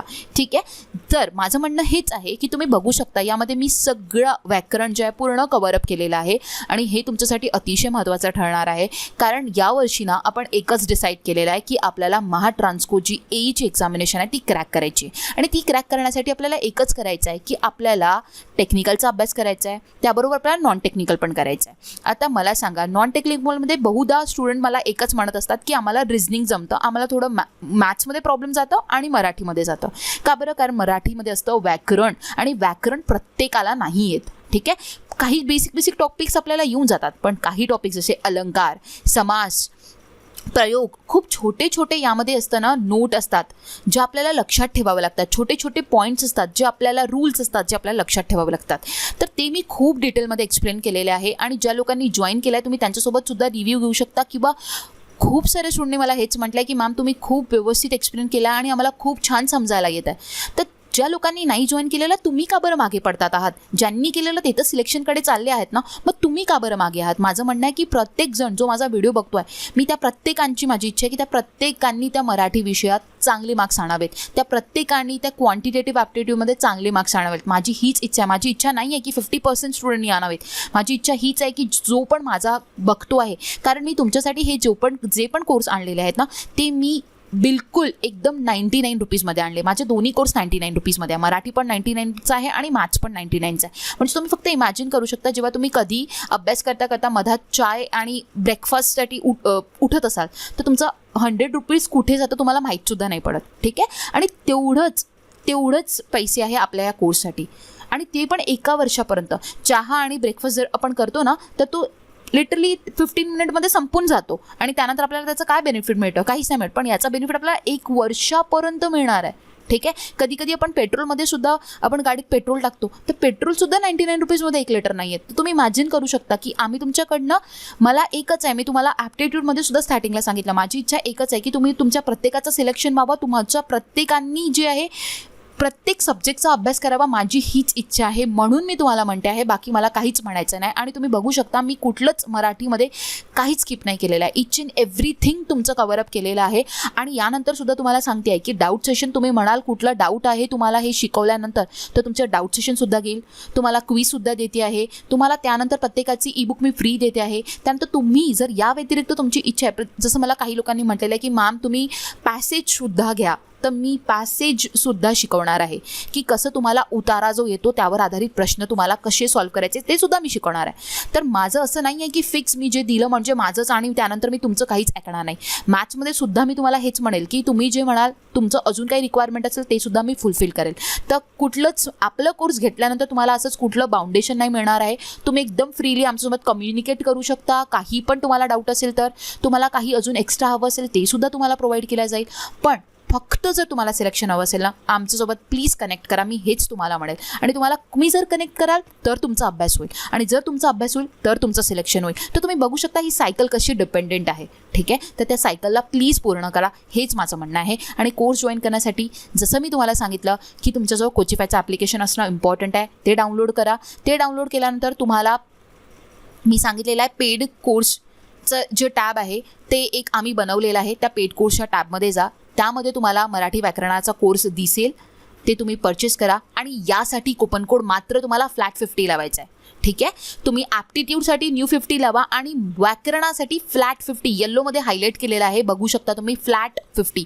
मी दोघांमध्ये 50% ऑफ दिलेला आहे, पण मॅथ्ससाठी न्यू आणि मराठीसाठी फ्लॅट, हे तुम्हाला लक्षात ठेवायचं. ठीक आहे, आता तर हा कोर्स लवकरात लवकर जॉईन करा. आणि का बरं, कारण एक एक दिवस आपल्यासाठी खूप महत्त्वाचा आहे. माझं एकच म्हणणं आहे, खूप महत्त्वाचं आहे, आपला एक दिवससुद्धा वाया नका घालू. जितक्या लवकर जॉईन कराल ना तितक्या लवकर तुम्ही अभ्यास करू शकता, तितक्या पुढे तुम्ही जाऊ शकता. आणि तुमच्या मागे जे स्टुडंट आहे जे नसेल अभ्यास करतील ते तितक्या मागे तुमच्या जातील आणि तुमचा रँक तितक्या पुढे येईल. तर तुम्हाला असं वाटते आहे की तुम्हाला पुढे जायचं आहे, जॉईन करा, अभ्यास करा. ठीक आहे, सगळं काही मिळत आहे तुम्हाला. मी म्हणते ना, मी तुम्हाला सगळं प्रोव्हाइड करेल, तुम्ही जे म्हणाल ते प्रोव्हाइड करेल, पण तुम्हाला त्यासाठी माझ्यासोबत कनेक्ट करावं लागेल. आणि कनेक्ट करण्यासाठी काहीच नाही करायचं आहे, कोर्स जॉईन करायचे आहे आमचे. ठीक आहे, आणि ते पण फक्त 99 रुपयामध्ये. ठीक आहे, तर कसं करायचं आहे सगळं सांगून दिलेलं आहे तुम्हाला. फ्लॅट 50 कुपन कोड अप्लाय करा. डेमो क्लास प्रोव्हाइड केलेले आहेत, डेमो क्लास जाऊन बघा. फ्री डेमो क्लास मी यूट्यूबवर सुद्धा दिलेला आहे, वर्ण दिलेला आहे. आणि ॲप्लिकेशनवर सुद्धा डेमो क्लास दोन डेमो क्लास फ्री आहे. डेमो क्लास बघा, जर तुम्हाला असं जॉईन करायची इच्छा नसेल तुम्ही बघू शकता माझं शिकवणं कसं आहे. आणि डेमो क्लास बघा आणि त्यानंतर जॉईन करा as per your wish. Okay, तर ही माझी इम्पॉर्टंट नोटीस होती अबाउट मराठी, जी तुम्हाला नक्कीच आपल्या डोक्यात घ्यायची आहे आणि त्यावर ॲक्शन घ्यायची आहे. ओके, वळूया आपल्या पुढच्या प्रश्नाकडे आणि बघूया पुढचा प्रश्न. नेक्स्ट क्वेश्चन है हमारा, 30 people can finish a work in 10 days by working 5 hours a day. How many hours should 20 people work to finish the same work in 12.5 days? Question में ये पूछा गया है, सिंपल से टाइम एंड वर्क का question पूछा गया था ये, कि 30 लोग अगर 10 दिन तक काम करते हैं और हर दिन 5 घंटा काम करती है, तो बताइए कि 20 लोगों को अगर वो लोग 12.5 days काम करते हैं तो उनको कितना आवर्स लगेगा. तो जब भी इस टाइप का क्वेश्चन पूछा जाता है जिसमें M1 D1 H1 और M2 D2 H2 मतलब कि number of person, number of days and number of hours given है दो लोगों के, तब हमारा फॉर्मूला लगता है M1 D1 H1 upon W1 R1 M2 D2 H2 is equals two divided by W2 R2. तो ये हमारा फॉर्मूला आता है. अभी यहाँ पे इस फॉर्मूले में हमारे पास तीन ही चीज़ें गिवन है. तीन चीज़ें मतलब कि तीन तरीके गिवन है. एक तो है नंबर ऑफ पर्सन, दूसरा है नंबर ऑफ डेज एंड तीसरा है नंबर ऑफ आवर्स. हमें ये चीज़ें पता है. वर्क और रेट के बारे में कोई बात नहीं की जा रही है. तो हमारा फॉर्मूला कितना लगेगा, M1 D1 H1 is equals to M2 D2 H2. इतना ही फॉर्मूला हमें अभी यूज़फुल है और हम उतना ही फॉर्मूला लगाएंगे. ठीक है, जब भी आपको इस टाइप का चीज़ें दी रहेगी तो आप ये फॉर्मूला अप्लाई करोगे और क्विकली हम अपने क्वेश्चन का आंसर मार्क करोगे. सो हमने लिखा M1 D1 H1 is equals to M2 D2 H2. M1 कितना है हमारा, पहले कितने थे 30 पीपल इनटू, फिर उसके बाद D1 कितना है 10 डेज. ठीक है, और कितना आवर्स काम करते हैं हर दिन 5 घंटे, तो हमने लिखा 5 hours is equals to M2 कितना है 20. अगर 20 लोग आए और उन्होंने कितना दिन तक काम करेंगे 12.5, तो हमने लिखा 12.5. ठीक है, इनटू, अब हमें क्या बोला है H2 ही हमें निकालना है. हाउ मेनी आवर्स वो लोग जो 20 लोग हैं वो कितना घंटा काम करेंगे ये हमें निकालना है. तो हम लिखेंगे H2 के जगह पे H2 ही. समझ आया. ठीक है, अब हम इसे इक्वेट करेंगे, वहीं का वहीं इक्वेट करेंगे, कुछ भी टाइम स्पेंड नहीं करेंगे. सबसे पहले आप देख सकते हो यहाँ पे जो ये 12.5 है, ठीक है, आप इसको 1/8 भी लिख सकते हो, या फिर ये 12.5 है तो इसका जो ये पॉइंट है ये हटाने के लिए आप एक 0 जो है डिनोमिनेटर में 10 लिखोगे. अगर आप ये डिनोमिनेटर में 10 लिखते हो तो नेक्स्ट स्टेप में ये जो 10 है ये इससे मल्टीप्लाई हो जाएगा, इधर आ जाएगा. दैट मीन्स मैं इस 10 को इधर लिख लेती हूँ और वैसे पहले इक्वेशन बना लेती हूँ. 30 × 10 × 5 × 10 इज इक्वल्स टू 20 × 125 × H2. ये मेरा फाइनल इक्वेशन बन गया. मैंने आप लोगों के लिए इस 10 को मल्टीप्लाई किया तो दिखाया, लेकिन आप लोगों को अगर माइंड में आप रखते हो तो सबसे बेस्ट रहेगा, क्योंकि आप लोगों को मैथ्स की जितनी स्टेप को स्किप करना है उतनी स्किप करके क्विक आंसर मार्क करना है. यही हमारा टारगेट है. तो हमने लिख दिया. अब हम देखो किस तरह कट करते हैं. सबसे पहले जाता है हमारा 10 1 10, 10 2 20. ठीक है, हमारा ये 2 कैंसिल हो गया. ठीक है, उसके बाद 5 को अगर 125 से डिवाइड करते हैं तो 25 आता है. ठीक है, ये समझ आया. ठीक है, फिर 5 से अगर हम डिवाइड करते हैं 5 5 25 हो जाएगा और 5 2 10 हो जाएगा. 2 से 2 ये कैंसिल हो जाएगा. ठीक है, और ये 5 से हम ये 30 को डिवाइड करेंगे. 5 6 30. तो H2 कितना आ गया हमारा, H2 आ गया हमारा 6. तो हमारा आवर्स कितना आवर्स लगेगा 20 पीपल को, अगर वो 12.5 डेज वर्क करते हैं तो उनको 6 आवर्स उन लोगों को पर डे वर्क करना होगा। सो ऑप्शन बी इस क्वेश्चन का करेक्ट आंसर होगा। जब भी आप लोगों को number of person, number of days, number of hours work और रेट ऑफ वर्क, ये सारी चीज़ें दिए, इनमें से कुछ भी चीज़ें दिए, तो आप लोगों को उसी वे से इस फॉर्मूले को मॉडिफाई करना है। m1d1h1 is equal to m2d2h2, आप एक ही फॉर्मूला यूज़ कर सकते हो। अगर आप लोग वर्क और रेट ऑफ वर्क भी दिया हुआ है तो आपको वो भी लेना होगा, तब आपको कंप्लीट फॉर्मूला यूज़ करना पड़ेगा। m1d1h1 upon w1r1, m2d2h2 is divided by w2r2। ठीक है, सो आपको ये कंप्लीट फॉर्मूला यूज़ करना पड़ेगा जब आपको वर्क डन और रेट ऑफ वर्क भी दिया होगा, लेकिन आपको वो नहीं था, इसलिए हमने ऊपर का ही फॉर्मूला यूज़ किया, m1d1h1 is equal to m2d2h2। हमें यहाँ पे क्या निकालना था कि कितना आवर्स जो है वो 20 लोग, मतलब कितना प्रतिदिन 20 लोग जो है काम करते हैं, जबकि वो लोग 12.5 डेज वर्क करते हैं। ठीक है, ये हमें निकालना था, सिंपल सा था, इसको इक्वेट करना था और आंसर निकालना था, बहुत ही सिंपल क्वेश्चन था। बढ़ते हैं आगे। नेक्स्ट क्वेश्चन होगा हमारा, A and B can together complete a work in 10 days, A alone can complete it in 15 days। Now if A does the work only for half a day daily, then the approximate number of days required to complete the work by A and B together is. Simple question है, again time and work का ही question है, efficiency based question है, अच्छे से ध्यान देना होगा, बहुत सिंपल है। सबसे पहले क्या बोला है, ए और बी दोनों मिलके 10 दिन काम करते हैं, तो हमने लिखा सबसे पहले ए प्लस बी दोनों मिलके काम करते हैं 10 दिन के लिए। ठीक है, ए अलोन मतलब ए इकलौता 15 दिन के लिए काम करता है, तो हम लिखेंगे ए अलोन 15 डेज के लिए वर्क करता है। अब हमारे पास ये चीज़ पता चल गई, तो सबसे पहले हम क्या करेंगे, इसका इतनी चीज़ें हमें बताई गई है, तो हम सबसे पहले क्या करेंगे, इसका एलसीएम निकालेंगे, इससे हम लोगों को इफिशिएंसी पता चलेगी ए और बी की। ठीक है, 10 और 15 का एलसीएम अगर हम निकालते हैं, तो 10 और 15 का अगर आप एलसीएम निकालते हो तो हम अपन सबसे पहले 5 से डिवाइड करेंगे, 5 2 ज़ा 10, 5 3 ज़ा 15, फिर हो गया कॉमन इंटू अनकॉमन मल्टीप्लाई कर देंगे, 5 3 ज़ा 15 इंटू 2 30, आ गया हमारा एलसीएम। ठीक है, तो 30 हमारा एलसीएम आ गया। ठीक है, एलसीएम अगर हमारा 30 आ गया है, तो अब हम इस 30 को इस 10 से डिवाइड करेंगे, जिससे हमें ए और बी का इफिशिएंसी पता चलेगा। तो 10 3 ज़ा 30 होता है, तो ए प्लस बी का पर डे का इफिशिएंसी कितना हो गया 3, और ए का इफिशिएंसी कितना हो जाएगा 15 2 ज़ा 30, तो 2 आवर्स ए का इफिशिएंसी हो गया। अब इससे अनुमान लगा सकते हो, ए प्लस बी अगर 3 है और उसमें से ए अगर 2 है, तो बी कितना हो जाएगा 1 हो जाएगा। बी का इफिशिएंसी कितना हो जाएगा 1, तो B equals to 1 and A equals to 2। ये हमारी इफिशिएंसी निकल गई दोनों की अलग अलग। अब हमें आगे कंडीशन क्या दी गई थी, आप को ध्यान देना होगा। If A does the work only for half a day daily, A हर दिन आधा ही दिन काम करता है, तो उसकी इफिशिएंसी भी कितनी हो जाएगी, फिर आधी हो जाएगी, मतलब आधी हो जाएगी, सिंपल सी बात है। अगर वो आधा ही दिन काम करता है तो इफिशिएंसी कितनी रहेगी उसकी, आधी रहेगी। तो हम ए इक्वल्स टू 1 लिख देंगे और बी इक्वल्स टू 1, मतलब कि दोनों का अभी तक का हमारा इतनी चीज़ें पता चल गई हमें। अब हमें आगे क्या निकालना है, number of days required to complete the work A and B together. हमें टोटल वर्क पता चल गया 30, जो हम एलसीएम से निकालते हैं वो हमें क्या मिलता है, वो हमें टोटल वर्क मिलता है। अब हमें टोटल वर्क मिल गया, हमें ए और बी की इफिशिएंसी पता चल गई। ए आधा ही दिन काम करता है, मतलब कि ए का इफिशिएंसी 1 हो जाएगा और बी का इफिशिएंसी भी 1 हो जाएगा। अब दोनों मिलके अगर 30 काम करते हैं तो उनको काम करने में कितना टाइम लगेगा, 30 divided by A plus B का इफिशिएंसी कितना है 2, दोनों को 2 से डिवाइड कर देंगे तो कितना हो जाएगा 15, मतलब कि उनको 15 दिन लगेगा वो काम कंप्लीट करने में। ठीक है, सो 15 डेज इस क्वेश्चन का करेक्ट आंसर होगा। ऑप्शन बी जो है इस क्वेश्चन का करेक्ट आंसर हो जाएगा। ठीक है, समझ आया, सिंपल सा क्वेश्चन था। हमें यहाँ पे ए और बी का बताया गया था कि वो कितना दिन काम करते हैं, ए इकलौता कितना टाइम काम करता है वो दिया, उससे हमने सबसे पहले एलसीएम से उसका एलसीएम निकाल के टोटल वर्क पता किया। जब भी हमें टोटल वर्क पता चल जाता है तो हम उनकी इफिशिएंसी निकाल सकते हैं। हमने उसकी इफिशिएंसी निकाल ली, बट इफिशिएंसी निकालने के बाद हमें फिर से कंडीशन दी गई थी कि ए जो है वो only half a day work करता है, दैट मीन्स उसकी हाफ इफिशिएंसी हो जाएगी, मतलब कि 1 उसकी इफिशिएंसी हो जाएगी। फिर हमें ये कहा गया था लास्ट में कि बताइए कि दोनों मिलकर अगर काम करें तो पूरा वर्क को कितना टाइम में कंप्लीट करेंगे। तो ऑब्वियसली बात है, टोटल वर्क 30 था, दोनों का इफिशिएंसी ए का 1 बी का 1 2 हो जाएगा, दोनों का एडिशन हो जाएगा, 30 डिवाइडेड बाय 2 करेंगे तो 15 डेज उनको लगेंगे कंप्लीट करने को work. Okay, so option B इस क्वेश्चन का करेक्ट आंसर हो जाएगा।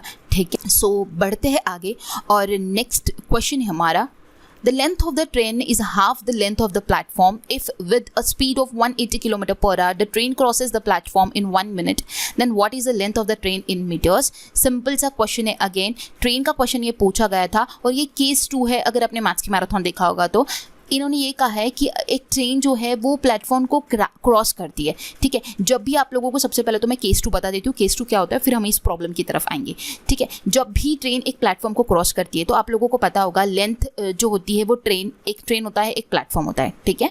ये दो चीज़ें होती है। ट्रेन को क्या होती है, लेंथ भी होती है और ट्रेन को स्पीड भी होती है, यस। और प्लेटफॉर्म को मुझे बताइए लेंथ होती है, लेकिन प्लेटफॉर्म को कोई स्पीड होती है क्या? नहीं, प्लेटफॉर्म की कोई स्पीड नहीं होती। प्लेटफॉर्म दौड़ता है क्या? नहीं। तो प्लेटफॉर्म की स्पीड होगी क्या? नहीं। तो हमारा इसका फॉर्मूला क्या बनता है, S is equals to, S सिर्फ और सिर्फ किसकी रहेगी, वो ट्रेन की रहेगी। किसकी रहेगी? ट्रेन की। S is equals to L1 मतलब कि ट्रेन की लेंथ प्लस L2 मतलब कि प्लेटफॉर्म की लेंथ डिवाइडेड बाय जितना टाइम में वो लोग क्रॉस करते हैं डिवाइडेड बाय T, ठीक है। तो जब भी ट्रेन प्लेटफॉर्म, ब्रिज, टनल और बिल्डिंग को क्रॉस करती है तो फॉर्मूला जो रहेगा आपका ये रहेगा, speed is equal to L1 plus L2 upon T। समझ आया? फॉर्मूला किस तरह बना ये समझ आया क्या? जो लेंथ होती है और स्पीड होती है वो ट्रेन को होती है, इसलिए हम ट्रेन की लेंथ लेते हैं और स्पीड सिर्फ और सिर्फ ट्रेन की लेते हैं, ठीक है। लेकिन हम प्लेटफॉर्म की सिर्फ लेंथ लेंगे, उसकी कोई स्पीड नहीं लेंगे, क्योंकि उस प्लेटफॉर्म को कोई स्पीड नहीं होती, इसलिए हमारा फॉर्मूला बन जाता है S is equal to L1 plus L2 upon T। उसी के साथ सबसे इंपॉर्टेंट चीज़ आपको साइड में एक फॉर्मूला नजर आ रहा होगा, मतलब कि कन्वर्जन नजर आ रहा होगा, वो सबसे इंपॉर्टेंट है। जब भी हम किलोमीटर पर आवर का मीटर पर सेकेंड में कन्वर्ट करते हैं तो हम 5/18 से मल्टीप्लाई करते हैं, और जब भी हम मीटर पर सेकेंड का किलोमीटर पर आवर में कन्वर्ट करते हैं तो हम मुझे 18/5 से डिवाइड करते हैं। तो ये सबसे इंपॉर्टेंट है, जो कि आपको पता होना बहुत ही ज़्यादा ज़रूरी है, क्योंकि उसका बहुत काम पड़ता है। जब भी हम ट्रेन की प्रॉब्लम सॉल्व करते हैं तो हमारा यूनिट हर जगह सेम होना चाहिए, और जहाँ पे सेम नहीं होता है वहाँ पे हमें सेम करना होता है। तो वो यही होता है कि किलोमीटर का मीटर पर में करना है तो 5/18 से मल्टीप्लाई करेंगे, और मीटर टू किलोमीटर करना है तो 18/5 से।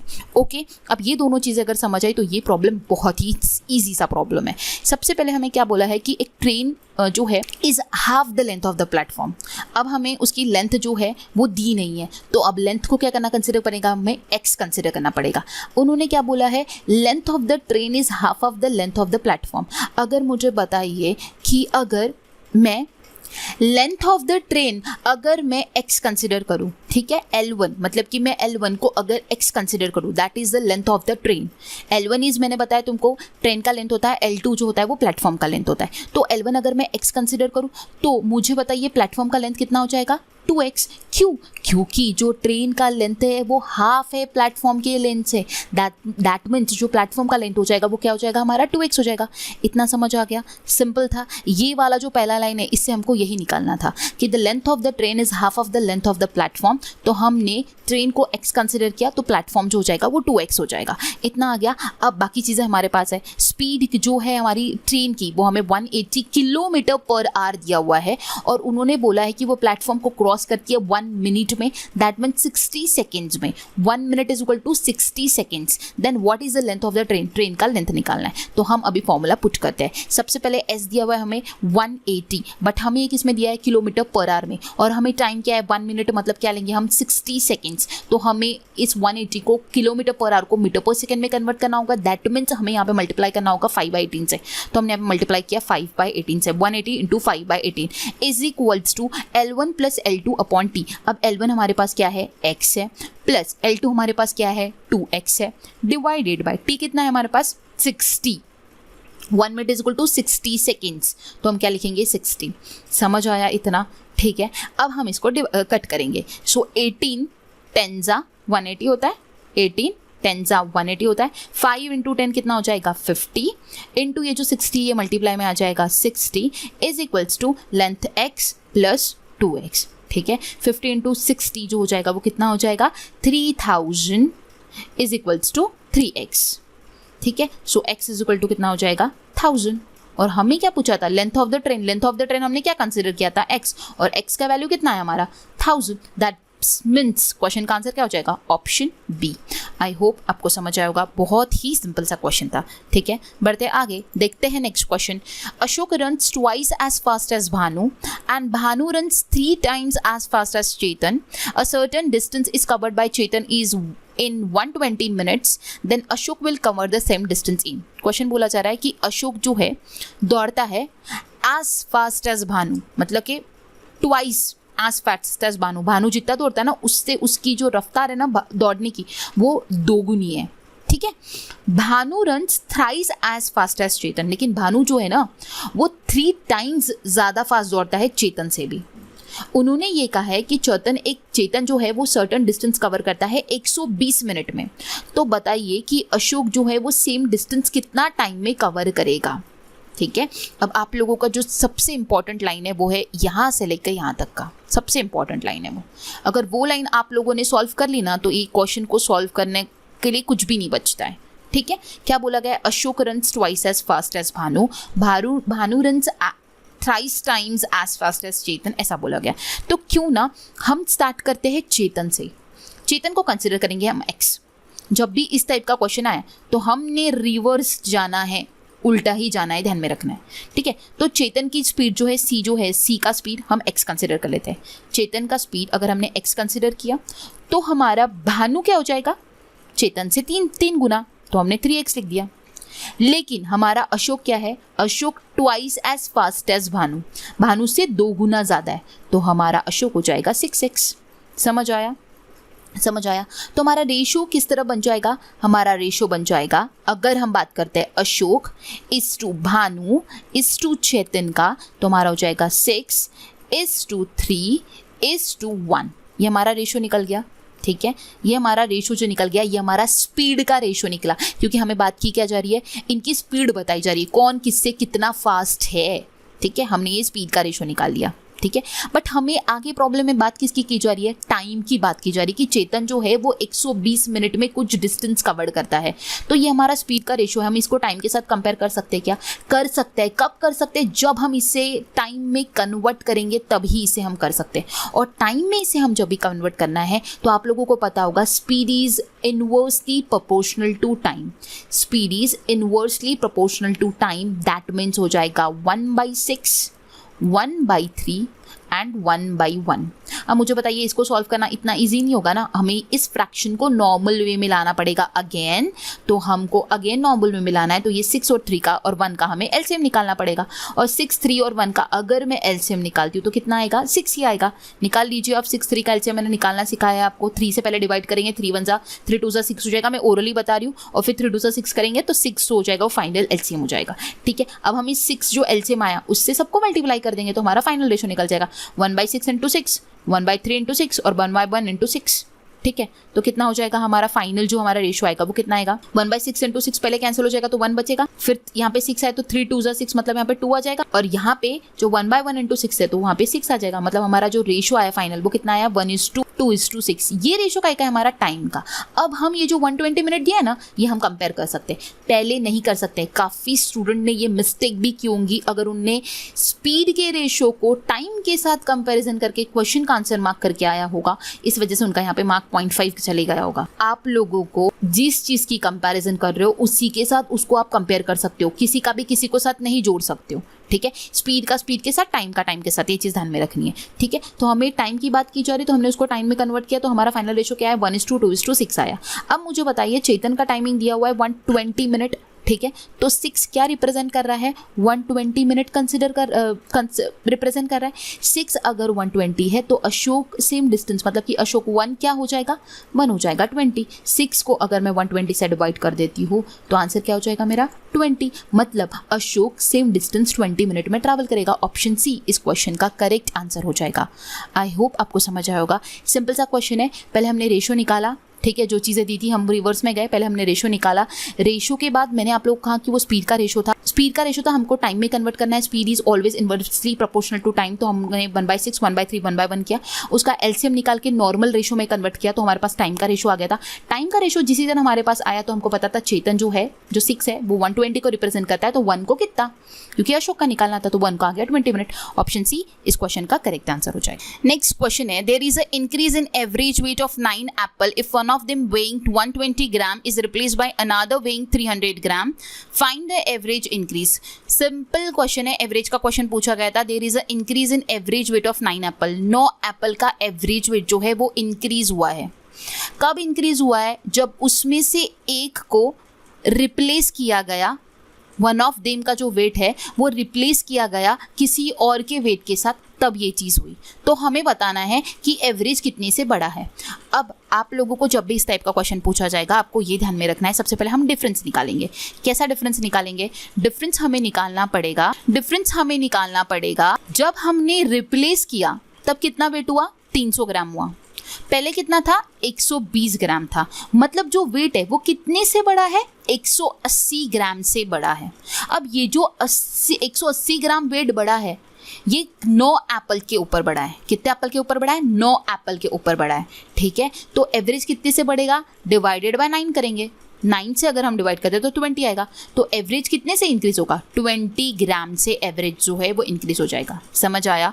क्वेश्चन में ये पूछा गया था कि 9 एप्पल का जो एवरेज है वो इंक्रीज हुआ है। कितने से इंक्रीज हुआ है ये हमें निकालना है। अब इंक्रीज कब हुआ उनका वेट, जब उसमें से किसी एक का वेट रिप्लेस कर दिया गया था। एक का वेट जो 120 ग्राम था उसको रिप्लेस करके 300 ग्राम कर दिया गया था। मतलब कि कितने से बढ़ा, वो जो बढ़ा उसका जो वेट बढ़ा वो कितने से बढ़ा, 180 ग्राम से बढ़ा। ये जो 180 ग्राम से बढ़ा, तो ये बढ़ने के बाद ये जो हम डिवाइड करेंगे 180 ग्राम, ये टोटल कितने, 9 एप्पल्स में हम डिवाइड करेंगे। ठीक है, तो 180 डिवाइडेड बाय जब हम 9 करेंगे, ठीक है, क्योंकि वो 9 एप्पल में एवरेज बढ़ेगा ना, 9 एप्पल का एवरेज बढ़ेगा ना, इसलिए हम 180 डिवाइडेड बाय 9 करेंगे। तो जो एवरेज इंक्रीज होगा पर एप्पल वो 20 ग्राम्स इंक्रीज होगा। ऑप्शन ए इस क्वेश्चन का करेक्ट आंसर हो जाएगा। था ना सिंपल क्वेश्चन, बहुत ही सिंपल था। ओके, बढ़ते हैं आगे और देखते हैं next question. Sanjeev invested 2100 in a saving plan at a interest compounded semi annually. He received 2541 after 1 year. The rate of interest per annum is. अब देखो, ये क्वेश्चन सिंपल सा क्वेश्चन है। अगर इसका अप्रोच एकदम करेक्ट रहा तो, अगर इसका अप्रोच करेक्ट नहीं रहा तो ये बहुत लेंथी प्रॉब्लम भी हो सकता है और बहुत से स्टूडेंट तो इसे स्किप भी कर देंगे। ठीक है, तो मैं कहूँगी कि स्किप तो करना नहीं चाहिए। इसका बेस्ट अप्रोच अगर आपको पता चल गया, SSCI अगर आपको आता है बेसिक मेथड से किस तरह अटेम्प्ट करना, किस तरह उसको सॉल्व करने की तरीका अगर आपको पता रहा ना, तो आप इजीली इस क्वेश्चन को अटेम्प्ट कर सकते हो। ओके, वो किस तरह मैं आपको पहले बताऊंगी, फॉर्मूला मेथड भी बताऊंगी और मैं किस मेथड से सॉल्व करूंगी वो भी मैं आपको बताऊंगी। और यहाँ पे जो मेथड बताने वाली हूँ ना, वो तो और ही यूनिक होगी, क्योंकि हम बाय ऑप्शन मेथड से इस क्वेश्चन को अटेम्प्ट करेंगे। क्यों, क्योंकि वही क्विक मेथड है इसको सॉल्व करने का। देखिए क्या बोला गया कि संजय ने इन्वेस्ट किया 2100 रुपये एक सेविंग प्लान में, जहां पे इंटरेस्ट उसको क्या मिला, कंपाउंडेड मिला है। ठीक है, सेमी एनुअली क्या मिला है, सेमी एनुअली। ये चीज़ सबसे इंपॉर्टेंट है, मतलब कि 1 साल में 2 बार। सेमी एनुअली मतलब कि 1 साल में 2 बार। तो 1 साल बाद जो उसको इंटरेस्ट रिसीव हुआ वो कितना रिसीव हुआ है, 2541 का। कितना रिसीव हुआ, उसने 2100 डाला था, मिला कितना उसको, 2541 मिला आफ्टर 1 ईयर। कैसा था, कंपाउंडेड सेमी एनुअली। तो बताइए रेट ऑफ इंटरेस्ट क्या है। क्वेश्चन देखा जाए तो बहुत ही सिंपल क्वेश्चन है। हम सभी लोग इन्वेस्ट करते हैं, बहुत सारी चीज़ें ये सब कुछ करते हैं, बट हमें अब जब इसका रेट ऑफ इंटरेस्ट निकालना तो हमें नहीं समझ में आता कि कितना रेट ऑफ इंटरेस्ट होगा, अब हम कैसे निकालें। ठीक है, सो इसका है एक मेथड बाय फॉर्मूला मेथड, जिसका फॉर्मूला मैंने यहाँ पे मेंशन किया। लेकिन आप लोगों को रिकमेंड करूँगी कभी भी ये फॉर्मूला मेथड से आपको क्वेश्चन को अटेम्प्ट नहीं करना है, कभी भी नहीं करना है। ठीक है, अगर आप लोग करना चाहते हो, बहुत कैलकुलेशन करना चाहते हो, एक क्वेश्चन पे 3 मिनट स्पेंड करना चाहिए, 4 मिनट स्पेंड करना चाहते हो एक 0.5 मार्क के लिए, एज पर योर विश आप कर सकते हो। लेकिन अल्टीमेटली आप इस चक्कर में क्या करते हो ना, कि जो अच्छे क्वेश्चन आप अटेम्प्ट कर सकते हो ना, वो आप खो देते हो मार्क्स। और शायद कभी कभार क्या होता है कि इतना कैलकुलेशन करने के बाद भी हमारा जो, क्योंकि कैलकुलेशन बहुत ज़्यादा होता है, तो कैलकुलेशन हम लिख तो लेते हैं बट हमको कैलकुलेशन नहीं जमता है। कभी तो आंसर गलत आ जाता है, या फिर आता भी है तो 4 या 5 मिनट बाद आता है। तो अगर 4 या 5 मिनट बाद अगर आप 0.5 मार्क्स ले रहे हो, तो आपने कितने अच्छे क्वेश्चन जो आपको आते हैं ना, उसके पीछे के आप 0.5 के पीछे आपने कितने तो भी मार्क्स छोड़ दिए, इस आपको ध्यान में रखना है। तो ये चीज़ ध्यान में रखनी है कि बेस्ट अप्रोच होना चाहिए क्वेश्चन अटेम्प्ट करने का, ये सबसे इंपॉर्टेंट चीज़ है। अगर आप बाय फॉर्मूला मेथड करते हो, आपकी कैलकुलेशन स्पीड बहुत ही हाई है और आप विद इन अ मिनट अगर क्वेश्चन को अटेम्प्ट करते हो, तो येस आप यूज़ कर सकते हो, मैं मना नहीं करूँगी। अगर आपकी कैलकुलेशन स्पीड बहुत क्विक है तो आप कर सकते हो, लेकिन आपका कैलकुलेशन स्पीड फास्ट नहीं है और आपको बहुत लेंदी मेथड जा रहा है और आप 4 मिनट या 3 या 4 मिनट में क्वेश्चन का आंसर मार्क कर रहे हो, तो मैं बिल्कुल भी रिकमेंड नहीं करूंगी इस मेथड से आपको प्रॉब्लम सॉल्व करने का। तो किस तरह सॉल्व करना ये मैं आपको बताती हूँ। तो अब हम बढ़ते हैं हमारी मेथड की ओर कि हमको इस क्वेश्चन को एक्चुअली किस तरह सॉल्व करना है। तो हम जाएंगे बाय ऑप्शन मेथड, जो कि सबसे सिंपलेस्ट वे है इस क्वेश्चन को सॉल्व करने का। देखिए, आप 2100 रुपये इन्वेस्ट किए थे संजीव ने, लेकिन उसको आफ्टर 1 ईयर 2541 मिला। ठीक है, जो कि क्या था, कंपाउंडेड सेमी एनुअली इंटरेस्ट उसको मिल रहा था, मतलब कि 1 साल में 2 बार उसे इंटरेस्ट मिल रहा था। ठीक है, तो हमें इसका रेट ऑफ इंटरेस्ट निकालना है। सबसे पहले आपको क्या करना होगा, 2541 में से 2100 निकालना होगा, जिसमें से अपने को क्या पता चलेगा कि उसको इंटरेस्ट 1 साल में कितना मिला। ठीक है, सो 1 साल में जो उसको इंटरेस्ट मिला है वो टोटल कितना मिला है, 441 रुपीज़ का मिला है। कितना मिला है, 441 रुपीज़ का मिला है पूरे 1 साल में। ठीक है, लेकिन सेमी एनुअली मेथड है और कंपाउंडेड है, ये ध्यान में रखना होगा। अब जब भी सेमी एनुअली होता है, जो भी इंटरेस्ट रेट होता है उसको हम 2 से डिवाइड करते हैं। किससे डिवाइड करते हैं? 2 से डिवाइड करते हैं। ये चीज़ आपको ध्यान में रखनी होगी। तो अगर हम बाय ऑप्शन अगर जाते हैं तो 5 बहुत छोटा नंबर है। अगर 2100 का 5% है, ये पूरा 5% है। सेमी एनुअली की बात करें तो 2.5% हो जाएगा, तो सब बहुत ही छोटा हो जाएगा। 2100 का आप 2.5% 2 बार निकालते हो तो आप लोगों को जो 441 है ये प्राइस मिलेंगी ही नहीं। हमें क्या फुलफिल करना है कि ये 441 जो है ना, ये रेट ऑफ इंटरेस्ट के साथ अगर हम रेट ऑफ इंटरेस्ट निकाले बाय ऑप्शन तो हमारा जो कैलकुलेशन उसके बाद आना चाहिए वो 441 रुपीज़ आना चाहिए। ओके, ये हमारा टारगेट है। तो हम 5% से जाते हैं तो बहुत छोटा हो जाएगा। तो हम जाते हैं, हमारा 441 ये प्राइस है ना, तो हम बाय लॉजिक लगाते हैं, हम बात है 20% से। क्यों ना 20% से जाएंगे तो हमें 441 मिलने के चांसेस हाई है। तो ये हमको लॉजिक लगाना पड़ता है। और जिनका भी मैथ्स में लॉजिक, जो लॉजिकली क्वेश्चन को सॉल्व करते हैं उनका आंसर जल्दी आता है। ज़रूरी नहीं है हम 5 लेंगे, 10 लेंगे, 15 लेंगे, फिर 20 पे स्विच करेंगे। इसमें कोई ऐसी तरीके की हरकतें हमें नहीं करनी है जहाँ पे अपना टाइम खराब हो। हमें खुद से ही ये चीज़ सोचना है कि कौन सा नंबर जो है जिससे हमें मिलने के हाई चांसेस है। क्यों ना हम बड़े नंबर से स्टार्ट करें, बिकॉज हमको रेट ऑफ इंटरेस्ट भी ज़्यादा मिला हुआ है। तो हम 20 से स्टार्ट करते हैं, नहीं हुआ तो हम 15 देखेंगे, क्योंकि ये 2 में से ही आंसर आ सकता है। 5 और 10 तो बहुत छोटे हो जाएगा, क्योंकि 5 का 2.5 लेना पड़ेगा और 10 का 5% लेना पड़ेगा। ठीक है, तो हम 20 से स्टार्ट करते हैं। तो अगर हम 20 लेते हैं तो आधे साल का कितना हो जाएगा? 10%, और नेक्स्ट हाफ ईयर का कितना हो जाएगा? 10%। सो सबसे पहले 2100 का अगर मैं 10% निकालती हूँ, पहले साल में मिलेगा 210। ठीक है, सेकेंड ईयर भी पहले सेकेंड ईयर मिलेगा 210, लेकिन कंपाउंडेड है, इसलिए आप लोगों को ध्यान में रखना होगा जब भी कंपाउंड इंटरेस्ट होता है वो क्या होता है, जो पहले साल पे हमें मिलता है ना उसके ऊपर भी हमें इंटरेस्ट मिलता है। कंपाउंडेड मतलब क्या होता है? इंटरेस्ट पे इंटरेस्ट। ये चीज़ आपको ध्यान में रखनी होगी। जो पहले साल हमें इंटरेस्ट दिया जाता है ना, दूसरी साल भी हमें इंटरेस्ट मिलता है, लेकिन पहले साल का जो इंटरेस्ट मिलता है ना उसके ऊपर भी इंटरेस्ट दिया जाता है। ठीक है, तो वो होता है कंपाउंड इंटरेस्ट। इसलिए हमने पहले साल का क्या निकाला? 210 निकाला, दूसरे साल का भी 210 निकाला, लेकिन जो ये 21 एक्स्ट्रा है ना, ये पहले साल का दूसरे साल में फिर से इंटरेस्ट 10% दिया जाता है, तो वो है 21। अगर 210 प्लस 210 किया तो कितना हो जाता है? 420, और 420 प्लस 21 किया तो कितना होता है? 441। तो आप देखिए कंडीशन फुलफिल हुई जब हमने 20% कंसीडर किया। समझ आया?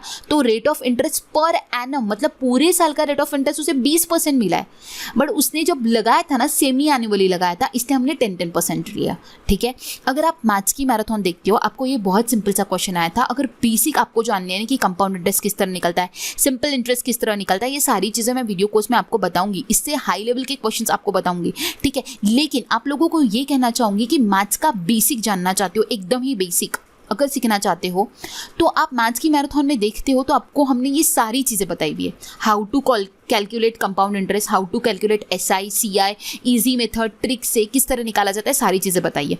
मैं अभी भी आपको बताया कि किस तरह निकालना है, और आने वाले वीडियोस में जब मैं आप लोगों को SI CI बताऊंगी तब मैं सबसे पहले आपको सिखाऊंगी कि SI CI किस तरह निकाला जाता है। ये सारी चीज़ें मैं आपको बताने तो वाली हूँ, लेकिन आप फिर भी अगर कोई लोगों को ऐसा लगता है कि नहीं हमें जानना है, तो वो लोग मैथ्स के मैराथन देख सकते हैं, जिसमें आपको सब बेसिक चीज़ें पता चलेगी, सब बेसिक चीज़ें। ठीक है, जो जिनका मैथ्स क्लियर नहीं है, बेसिक चीज़ें जाननी है, तो वहाँ पे जा सकते हैं। वैसे आपको कोर्स में सारी चीज़ें क्लियर होंगी, आपको वो चीज़ की कोई भी चिंता नहीं करनी है। किस तरह कंपाउंड इंटरेस्ट निकाला है, क्यों सेमी एनुअल में हमने 2 से डिवाइड किया, क्योंकि मैंने आपको बताया सेमी मतलब कि आधा, इसलिए साल में 2 बार दिया गया, इसलिए हमने 2 से डिवाइड करते हैं इंटरेस्ट रेट को। समझ में आया? तो 20 था, इसको हमने 2 से डिवाइड किया तो 10 आया, मतलब आधे साल 10% दिया, उसके आधे साल 10% दिया, दोनों को मिला के हुआ 20%। समझ आया? ऐसा होता है। ठीक है, सो 10% पहले साल में 210 था, दूसरे साल में 210 था, लेकिन कंपाउंडेड है, इसलिए जो पहला साल होता है उस पे भी सेकेंड ईयर में इंटरेस्ट मिलता है, इसलिए हमने वो 21 को ऐड किया है। समझ आया? तो इन सब का जब हमने एडिशन किया तो हमें 441 मिल गया। तो हमारा आंसर क्या हो गया? Option D. सिंपल क्वेश्चन है, एक बार अगर आपको आता है ना ये ट्रिक, तो आप लिटरली इस क्वेश्चन को 30 सेकंड में करके आगे मूव ऑन करते हो। मैंने आपको एक्सप्लेन करने में काफ़ी टाइम लिया है, जस्ट बिकॉज कि आपको ये चीज़ समझ आए। ठीक है, सो इस टाइप के क्वेश्चंस को कुछ नहीं करना है, आपको जितना इंटरेस्ट रेट मिला और जितना इन्वेस्ट किया उससे आप पता कर लो कि कितना इंटरेस्ट टोटली आपको मिला है, फिर उससे हिसाब से आप ऑप्शन को पिक करो और उसके हिसाब से आप देखो 441 किसके साथ फुलफिल होगा। हमारा 20% के साथ फुलफिल हुआ। सेमी एनुअली था इसलिए मैंने 2 से डिवाइड किया, अगर सेमी एनुअली नहीं होता तो मैं 20% ही कंसिडर करती थी। ओके, आई होप आपको समझ आया होगा। बढ़ते हैं आगे और देखते हैं हमारा next question. 40% of Anamika's income goes to house loan installment, 25% is her fixed day-to-day expenses, 20% is paid in various investment plan. If she spent remaining 7500 on movies and leisure, her salary is dash. क्या बोला जा रहा है कि अनामिका की जो income है वो 40% लोन का इंस्टॉलमेंट पे करने में जाती है घर का, ठीक है। तो हमने 40% लिख लिया सबसे पहले, माइंड में कैलकुलेशन करोगे इजी फटाफट आंसर आएगा, फिर भी हम लिख लेंगे 40% हाउस लोन, ठीक है। उसके बाद 25% is her fixed day to day expense, उसका फिक्स एक्सपेंस है 25% का, जो उसका डे टू डे एक्सपेंस है वो हर दिन खर्चा करती है 25%, ठीक है, वो हमने लिख दिया, मतलब 40 हो गया, फिर 25% हो गया, फिर 20% paid in various installment plans, और उसके बहुत इन्वेस्टमेंट प्लान्स है, इन्वेस्टमेंट प्लान्स में वो 20% पेड करती है, तो हमने लिखा प्लस 20% जो है उसका इन्वेस्टमेंट, वो जो कुछ करती है उसके लिए पैसा वो 20% दे देती है अपने इनकम का, ठीक है। उसके बाद इफ शी स्पेंड रिमेनिंग 7500, मतलब अभी कितना हो गया उसका 40 + 25 + 20, 40 + 20 60 एंड 60 + 25 85%, मतलब वो 85% उसका खर्चा तो हो गया।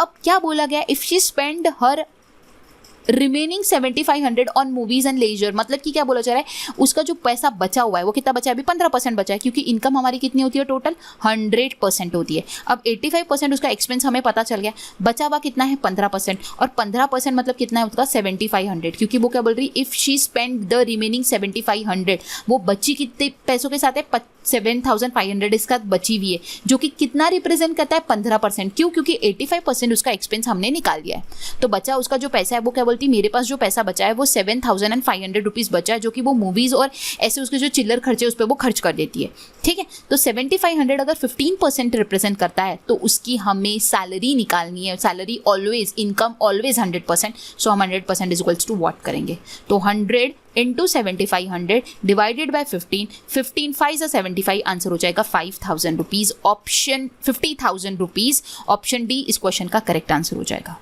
समझ आया, सिंपल क्वेश्चन था। 40 + 25 + 20 दैट इज 85% जो उसके एक्सपेंसेस है, बचा हुआ 7500 जो है वो मूवीज़ और छोटे मोटे खर्चों में पैसे खर्च करती है, तो 85% उसका बाकी का खर्चा निकल गया, तो बचा 15% था, क्योंकि हम इनकम और सैलरी को 100% लेते हैं, तो बचा 15%, मतलब जो कि रिप्रेजेंट करता है 7500 का, जो कि वो मूवीज़ पे वगैरह स्पेंड कर देती है, तो हम निकालेंगे 100% is equal to what, that is 50,000, option D correct answer होगा।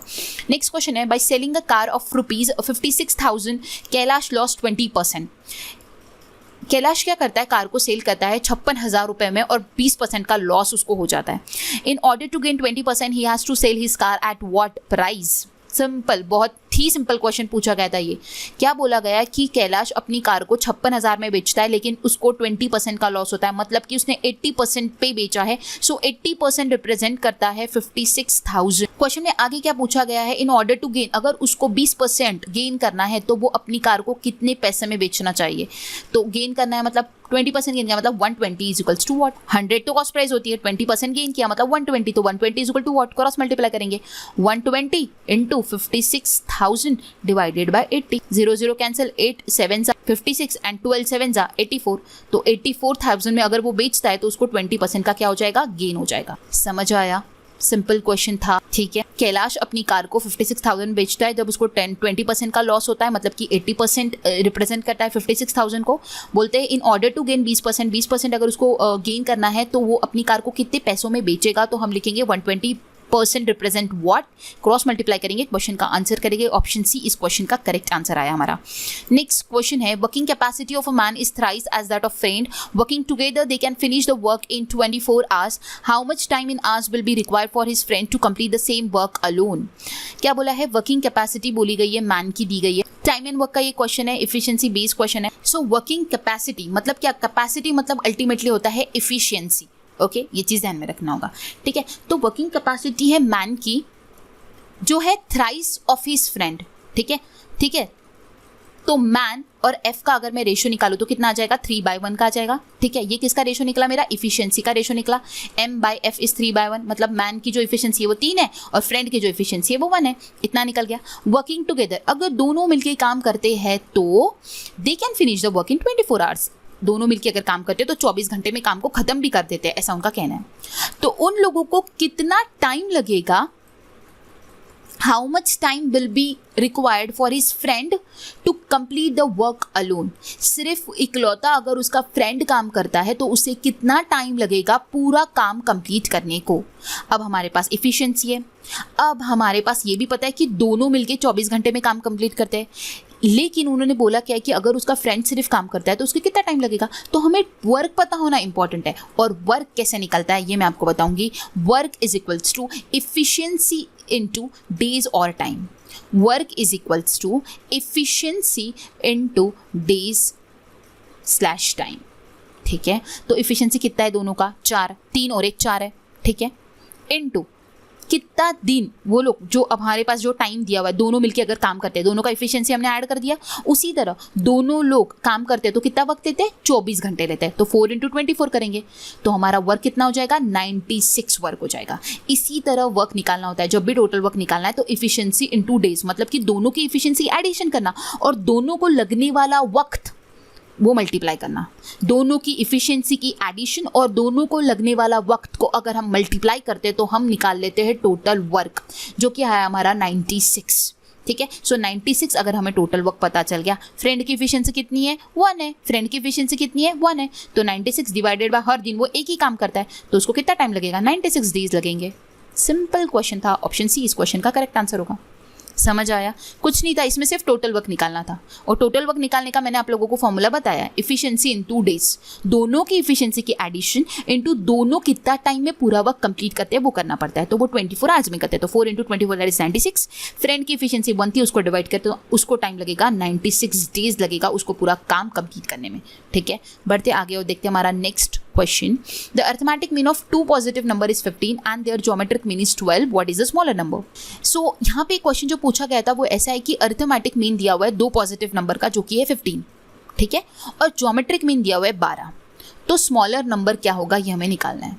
अब ये भी बहुत सिंपल सा क्वेश्चन है, एक्चुअली इसके भी 2-3 मेथड्स होते हैं सॉल्व करने के, लेकिन मैं आपको ईजीएस्ट मेथड बताऊंगी। ठीक है, एक मेथड काफ़ी लेंदी था तो मैंने वो लाया ही नहीं, क्योंकि मैं आप लोगों को ऐसी मेथड सिखाना ही नहीं चाहती हूँ जिससे आपको कन्फ्यूजन क्रिएट हो और जिस मेथड सीख के आप लोग ज़्यादा एग्जामिनेशन में टाइम स्पेंड कर कराओ। तो मैं आपको वो मेथड बिल्कुल मैंने लाया नहीं, क्योंकि वो मेथड काफ़ी लेंदी मेथड है जो कि आपको काफ़ी टाइम कंज्यूम करवाएगा और कोई सेंस ही नहीं है आप लोगों को वो मेथड सीखने में। तो मैं आपको यही मेथड बताऊंगी जो बेस्ट मेथड है इस क्वेश्चन को कैसे अटेम्प्ट किया जाए। ठीक है, सो सबसे पहले आपको ये ध्यान में होना चाहिए कि अरिथमेटिक मीन का फॉर्मूला क्या है, ज्योमेट्रिक मीन का फॉर्मूला क्या है। अगर ये 2 फॉर्मूलेस आपको पता है ना तो ये क्वेश्चन आपके लिए बहुत ही सिंपल क्वेश्चन है। तो आप देखिए, अरिथमेटिक मीन इक्वल टू होता है a+b डिवाइडेड बाय 2 जो कि मैंने मेंशन किया है, and geometric mean equal to √a(b). Okay, ये फॉर्मूला होता है। तो सबसे पहले हम क्या लिखेंगे, arithmetic mean is equals to a+b divided by 2, ये लिख दिया। अब अरिथमेटिक मीन अपने पास कितना है, 2 नंबर का 15 है, तो हमने लिख दिया 15 is equals to a+b divided by 2, ये लिख लिया। तो हमारा a+b इज इक्वल टू 30 हो जाएगा। मैंने 15 × 2 30 कर दिया, ये हो गया हमारा इक्वेशन 1। इतना समझ आया, a+b इज इक्वल टू 30 हो गया हमारा इक्वेशन 1। अब बात आती है ज्योमेट्रिक मीन की। Geometric mean is equal to क्या होता है, √ab। ठीक है, अब ज्योमेट्रिक मीन हमारे पास कितना है, 12 है, तो हमने यहाँ पे 12 लिख दिया is equals to √ab। Taking square root तो हो जाएगा ab इज इक्वल्स टू 12 का स्क्वायर दैट इज 144। समझ आया, तो ये हो गया हमारा इक्वेशन नंबर 2। इक्वेशन 1 निकला जिसमें वैल्यू निकली a+b is equal to 30। Equation 2 निकला जिसकी वैल्यू निकली ab इज इक्वल टू 144। अब क्या मैं ये इक्वेशन 2 से b की वैल्यू निकाल सकती हूँ क्या? अगर मैं b की वैल्यू निकाल लेती हूँ तो मैं इक्वेशन 1 में अगर मैं b की वैल्यू पुट करती हूँ तो मेरा आंसर आ जाएगा। b का वैल्यू क्या हो जाएगा इससे, b equals to 144 divided by a। b is equals to, मैंने a को नीचे डिवाइड डाल दिया 144 के नीचे। क्या मैं ये निकाल सकती हूँ? यस, ये मैं निकाल सकती हूँ। b is equals to 144 divided by a। ठीक है, put this value in equation number 1। जो b is equals to 144 by a है, ये वैल्यू हम इक्वेशन 1 में पुट करेंगे तो हमारा आंसर आएगा। ठीक है, इक्वेशन 1 क्या है हमारा, a+b equals to 30। a as it is रहेगा, b का वैल्यू कितना निकाला हमारा 144 by a is equals to 30। अब हम इसको करेंगे cross multiply, a into a that is a square plus 144 और a इधर मल्टीप्लाई में हो जाएगा 30a। समझ आया, क्रॉस मल्टीप्लाई किया, समझ आया, तो हो जाएगा a square minus 30a plus 144 equals to 0। Again बन गया है हमारा क्वाड्रेटिक इक्वेशन। और क्वाड्रेटिक इक्वेशन को किस तरह अटेम्प्ट करना मैंने आपको बताया। अब यहाँ पे कोएफिशिएंट पे कुछ भी नहीं है तो हम सिर्फ 144 के फैक्टर निकालेंगे। अब प्लस 144 के फैक्टर्स निकालेंगे, किसके? प्लस 144 के। लेकिन हमारी कंडीशन क्या फुलफिल होनी चाहिए? हमारा जो एडिशन आना चाहिए वो -30 आना चाहिए। क्या आना चाहिए? -30 आना चाहिए। तो 144 के लिए आपको टेबल्स आने इंपॉर्टेंट है। अब आप लोगों को एटलीस्ट नहीं तो 30 तक तो भी टेबल आने चाहिए। और अगर आपको नहीं आते हैं तो आपको आज से एक एक टेबल याद करने की कोशिश करनी है, क्योंकि कभी कभार टेबल सच में क्वाड्रेटिक इक्वेशन के टाइम पे तो भी एटलीस्ट टेबल आने बहुत ज़रूरी होते हैं। अगर आपको नहीं आते तो आप कैलकुलेट करके कर सकते हो, बट अगर टेबल आता है ना तो बहुत क्विकली हम आंसर करते हैं। नहीं आते तो आज से कोशिश करो कि डेली हम एक टेबल याद करेंगे। तो आने वाले 15 तक तो डेफिनेटली सबको आते होंगे, सिर्फ 15 से लेके 30 तक नहीं आता होगा। तो 15 दिन में अगर आप एक दिन भी एक टेबल याद करते हो तो आने वाले 15 डेज में ऑटोमेटिक आपको 30 तक टेबल आ जाएंगे। ठीक है, तो 144 के हम जो फैक्टर्स निकालेंगे वो निकलेंगे 24 6 जा, क्योंकि -24 अगर -6 में करती हूँ तो -30 आंसर आता है, और -24 इंटू -6 करती हूँ तो प्लस 144 आता है। समझ आया? 144 के ऐसे फैक्टर्स निकालेंगे कि मल्टीप्लिकेशन में प्लस 144 आए और एडिशन में -30 आए। तो -24 -6 करते हैं हम तो -30 आता है, और मल्टीप्लिकेशन में आता है 144। तो हमारे फैक्टर निकल गए -24 और -6। समझ आया? अब इसका साइन चेंज करना होता है फाइनल में। कोएफिशिएंट था नहीं तो हमने डिवाइड भी नहीं किया, क्योंकि हमने मल्टीप्लाई नहीं किया तो हमको डिवाइड करने की भी जरूरत नहीं। ऊपर किया था क्योंकि कोएफिशिएंट था, यहाँ पे कोएफिशिएंट नहीं है। लास्ट मेथड क्या होती है? Sign change. क्या होती है? Sign change. तो क्या हो जाएगा यहाँ पे एक नंबर 24, दूसरा नंबर क्या हो जाएगा 6। तो हमें हमारे 2 नंबर मिल चुके हैं, एक है 24 और एक है 6। लेकिन क्वेश्चन में हमें क्या पूछा गया? What is the smaller number? What is the smaller number? Smaller number is 6। So option A इस क्वेश्चन का करेक्ट आंसर होगा। आई होप आपको समझ आया होगा। इस टाइप का क्वेश्चन आपको पूछा गया था कि अर्थमेटिक मीन ज्योमेट्रिक मीन दिया था और बोला गया था कि स्मॉलर नंबर निकालो। सबसे पहले जिन लोगों को ये 2 फॉर्मूलेस पता होंगे उन लोगों ने क्वेश्चन को अटेम्प्ट किया होगा। उसके बाद भी मैं आपको कहती हूँ कि मैंने आपको सिंपलेस्ट वे बताया, सिंपल वे बताया कि इसको सॉल्व करने का नहीं, तो इसके और भी बहुत अलग अलग तरीके सॉल्व करने के। कुछ नहीं किया, हमने एक इक्वेशन 1 बनाया, वैल्यूज पुटअप की, सेकेंड इक्वेशन से सेकेंड इक्वेशन बनाया। सेकेंड इक्वेशन से मैंने क्या किया ना, ए में से बी का एक वैल्यू निकाल दिया और वो वैल्यू मैंने इक्वेशन 1 में पुट कर दिया। मेरे को क्वाड्रेटिक इक्वेशन मिल गया तो मुझे 2 नंबर मिल गया। 2 नंबर मिलने के बाद मेरे को क्या करना था? मुझे स्मॉलर नंबर चाहिए, तो मैंने स्मॉलर नंबर डिसाइड कर लिया। ओके, आई होप आपको समझ आया होगा। बढ़ते हैं आगे। नेक्स्ट क्वेश्चन होगा, average run score by batsman in 20 inning is 40। If he gets out after scoring 61 in the next inning then what will be his new average. Question में क्या बोला गया है कि average run score by batsman जो है 20 inning में batsman जो है वो 40 रन को स्कोर करता है। If he gets out after scoring 61 in the next inning, अगर वो नेक्स्ट इनिंग में खेलता है तो वो 61 रन मारता है और वो आउट हो जाता है। ठीक है, तो उसका न्यू एवरेज क्या है? सबसे पहले एवरेज का फॉर्मूला पता होना इंपॉर्टेंट है, that is average is equal to sum of observation upon number of observation. Okay, so ये फॉर्मूला मैंने नीचे मेंशन किया हुआ है, आप देख सकते हो। काफ़ी लोगों को पता होगा, जिन लोगों को नहीं पता होगा ध्यान में रख सकते हो। So average is equal to sum of observation upon number of observation. अब आपको क्या बोला गया है? 20 इनिंग में 40 जो है वो एवरेज है, 20 इनिंग का 40 एवरेज है। लेकिन नेक्स्ट इनिंग मतलब कि एक और इनिंग ऐड कर दी गई तो उसमें उसने 61 जो है वो स्कोर किया है। तो हम क्या करेंगे? सबसे पहले 20 इंटू 40 किया, 20 इंटू 40 किया। समझ आया आप लोगों को क्यों किया 20 इंटू 40? 20 इनिंग्स है और हर में स्कोर कितना है उसका? हर इनिंग में कितना स्कोर है? 40 का है, तो 20 इंटू 40 किया। इससे अपने को टोटल एवरेज पता चला। लेकिन जो नेक्स्ट इनिंग है उसमें कितना स्कोर किया है? 61, तो उसमें ऐड किया। ठीक है, डिनोमिनेटर में क्या हो जाएगा? नंबर ऑफ ऑब्जर्वेशन कितनी हो जाएगी हमारे? 20 इनिंग पहले 20 इनिंग की, बाद में एक और इनिंग की, 20 + 1। समझ आया? तो 20 इंटू 40 कितना हो जाएगा? 800 हो जाएगा, plus 61 divided by 21, 861 divided by 21, 8 4 ज़ा 84, 21 4 ज़ा 84, 2 1 21 1 ज़ा 21, दैट इज 41 जो है वो उसका न्यू एवरेज होगा। समझ आया? हमने कुछ नहीं किया, पहले 20 इनिंग में 40 स्कोर किया, अगली इनिंग में 61 रन बना के आउट हुआ है, तो अगली इनिंग का 61 रन उसमें ऐड कर दिया और वो 20 के साथ एक इनिंग को ऐड कर दिया डिवाइड में। ठीक है, आई होप आपको समझ आया होगा। सिंपल सा क्वेश्चन था। बढ़ते हैं आगे। नेक्स्ट क्वेश्चन है 3 number are in the ratio 3:4:5 and their LCM is 360, find their HCF. क्या बोला है हमारे पास, 3 नंबर दिए हुए 3:4:5, ठीक है। अब ये नंबर जो है ये कैसे है, रेशो में है। रेशो में है तो ऑलवेज नंबर कैसा होता है, आधा अधूरा होता है। जब हम उसमें एक्स डालते हैं तो वो कैसा हो जाता है, वो कंप्लीट नंबर माना जाता है। ओके, ये चीज़ ध्यान में रखनी होगी। तो हमें क्या बोला, ये जो 3 नंबर्स है रेशो में दिए हुए और उनका एलसीएम जो है वो 360 है, तो हमें उसका एचसीएफ निकालना है, ठीक है। सो हम क्या बोलेंगे, let the number B 3x 4x 5x। क्यों, क्योंकि रेशो ऑलवेज आधा अधूरा, सो हम उसमें x डाल देंगे तो वो कंप्लीट नंबर हो जाएगा। सो हम बोलेंगे let the number B 3x 4x 5x। ये चीज़ ध्यान में रखनी होगी। ओके, सो 3x 4x 5x कर दिया।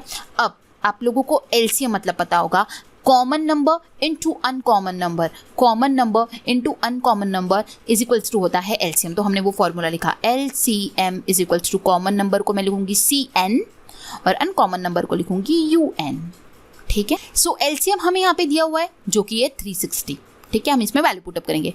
अब मुझे बताइए 3x 4x 5x क्या इसमें कॉमन नंबर है?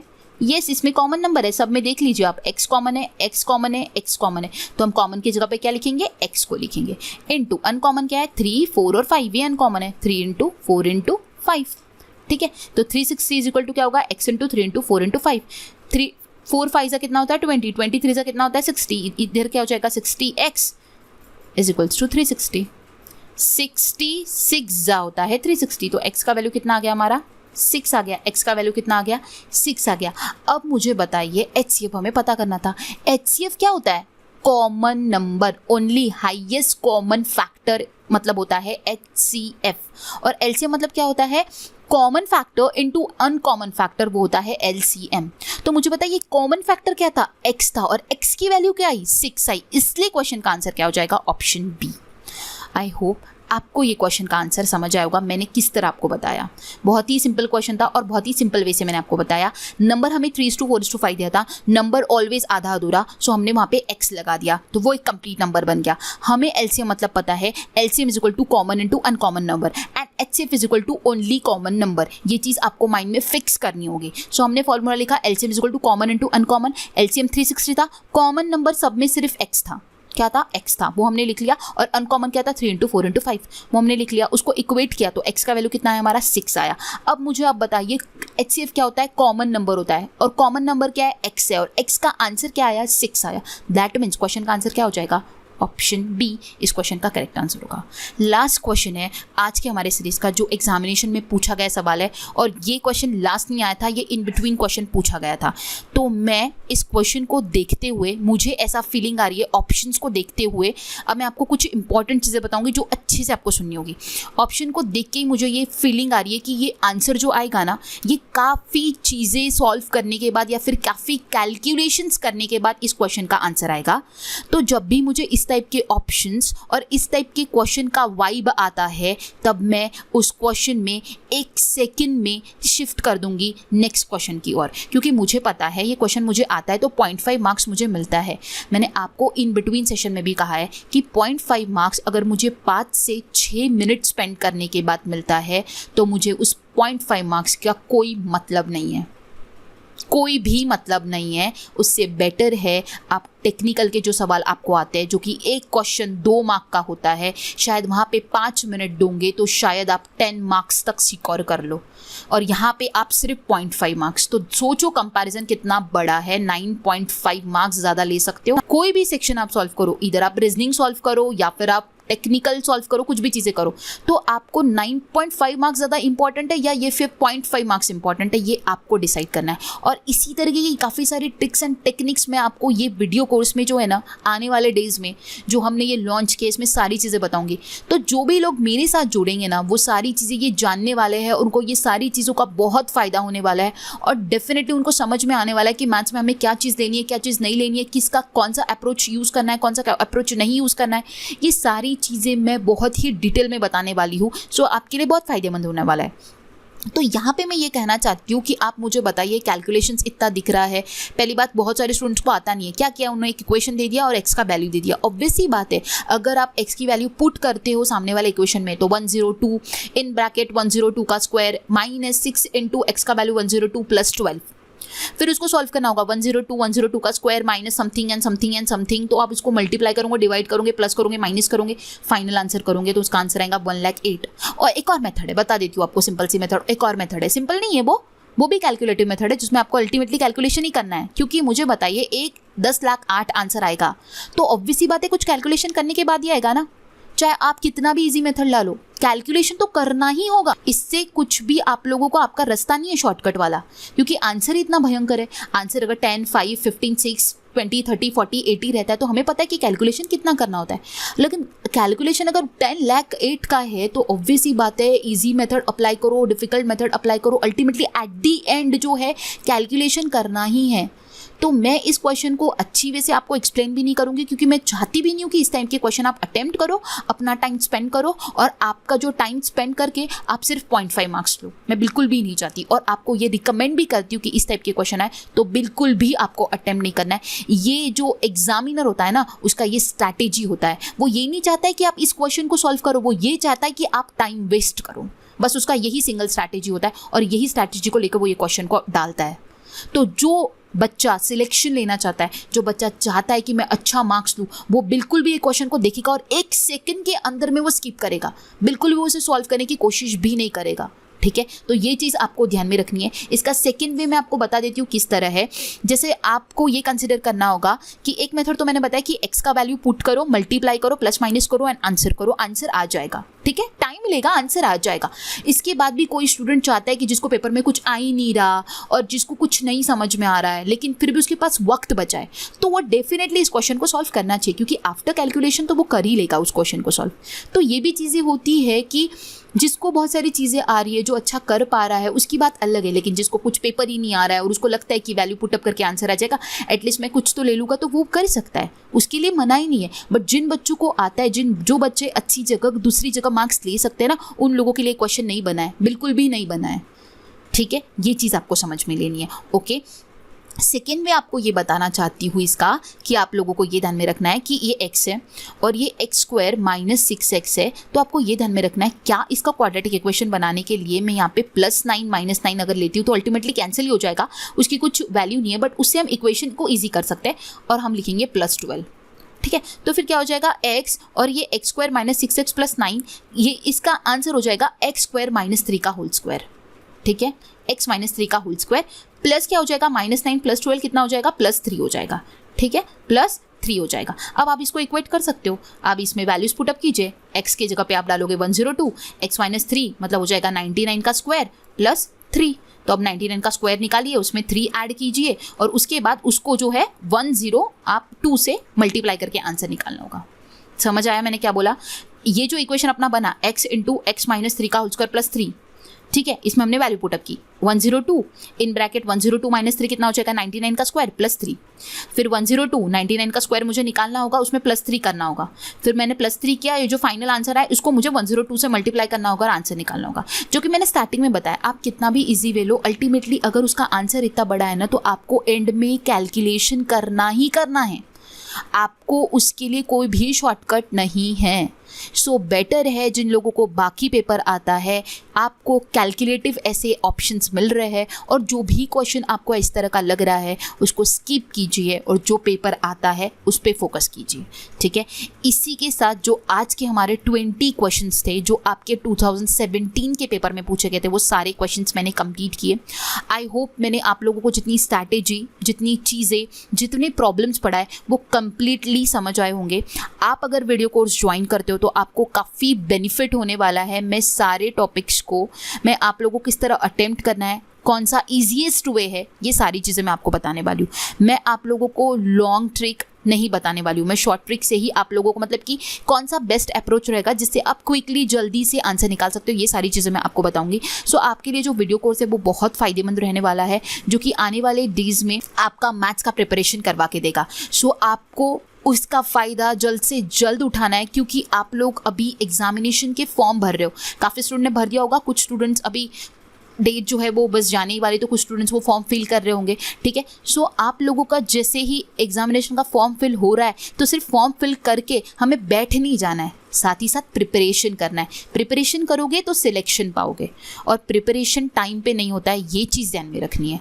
प्रिपरेशन कभी भी टाइम पे नहीं होता है। जो स्टूडेंट जिस दिन नोटिफिकेशन आता है या फिर उसके 1 या 2 साल पहले से प्रिपरेशन करना स्टार्ट कर देता है, या फिर एटलीस्ट वो स्टूडेंट जो एक सिलेक्शन देख लेता है कि नोटिफिकेशन आज आ गया है, उसी दिन से दिन रात पढ़ाई करना स्टार्ट कर देता है, उसका सिलेक्शन डेफिनेटली होता है। उसका सिलेक्शन कोई नहीं रोक पाता। लेकिन जो स्टूडेंट वेट करते हैं कि नहीं एग्ज़ाम आएगी 8 दिन पहले हम पढ़ाई करेंगे, तो नहीं होना है। ये कोर्स मैं इसलिए ज्वाइन करने बोल रही हूँ क्योंकि आपके पास वक्त है, उस वक्त का आप सही उपयोग कीजिए, कोर्स को ज्वाइन कीजिए, अपने मैथ्स को स्ट्रॉन्ग कीजिए, और जो मैथ्स के मार्क्स है वो आपके जो एग्जामिनेशन में कुछ अच्छा रोल प्ले कर सकते हैं, तो उसको ज़रूर सिक्योर कीजिए उस मार्क्स को। इसलिए आपको इस कोर्स को ज्वाइन करना है। आपको सारी डिटेल्स मैंने बता दी है, किस तरह ज्वाइन करना, क्या क्या चीज़ें करना है, क्या रूल्स एंड रेगुलेशन है, सारी चीज़ें बता दी है। आई होप आपको सब कुछ समझ आया होगा। आज का सेशन अगर पसंद आया तो वीडियो को लाइक कीजिए, अपने ज़्यादा फ्रेंड्स के साथ शेयर कीजिए, चैनल को सब्सक्राइब कीजिए। आने वाले डेज में और भी इंपॉर्टेंट सेशंस आप लोगों को मिलने वाले हैं, तो चैनल को सब्सक्राइब करना होगा। सो मिलते गाइस नेक्स्ट वीडियो में। Thanks for watching and have a nice day.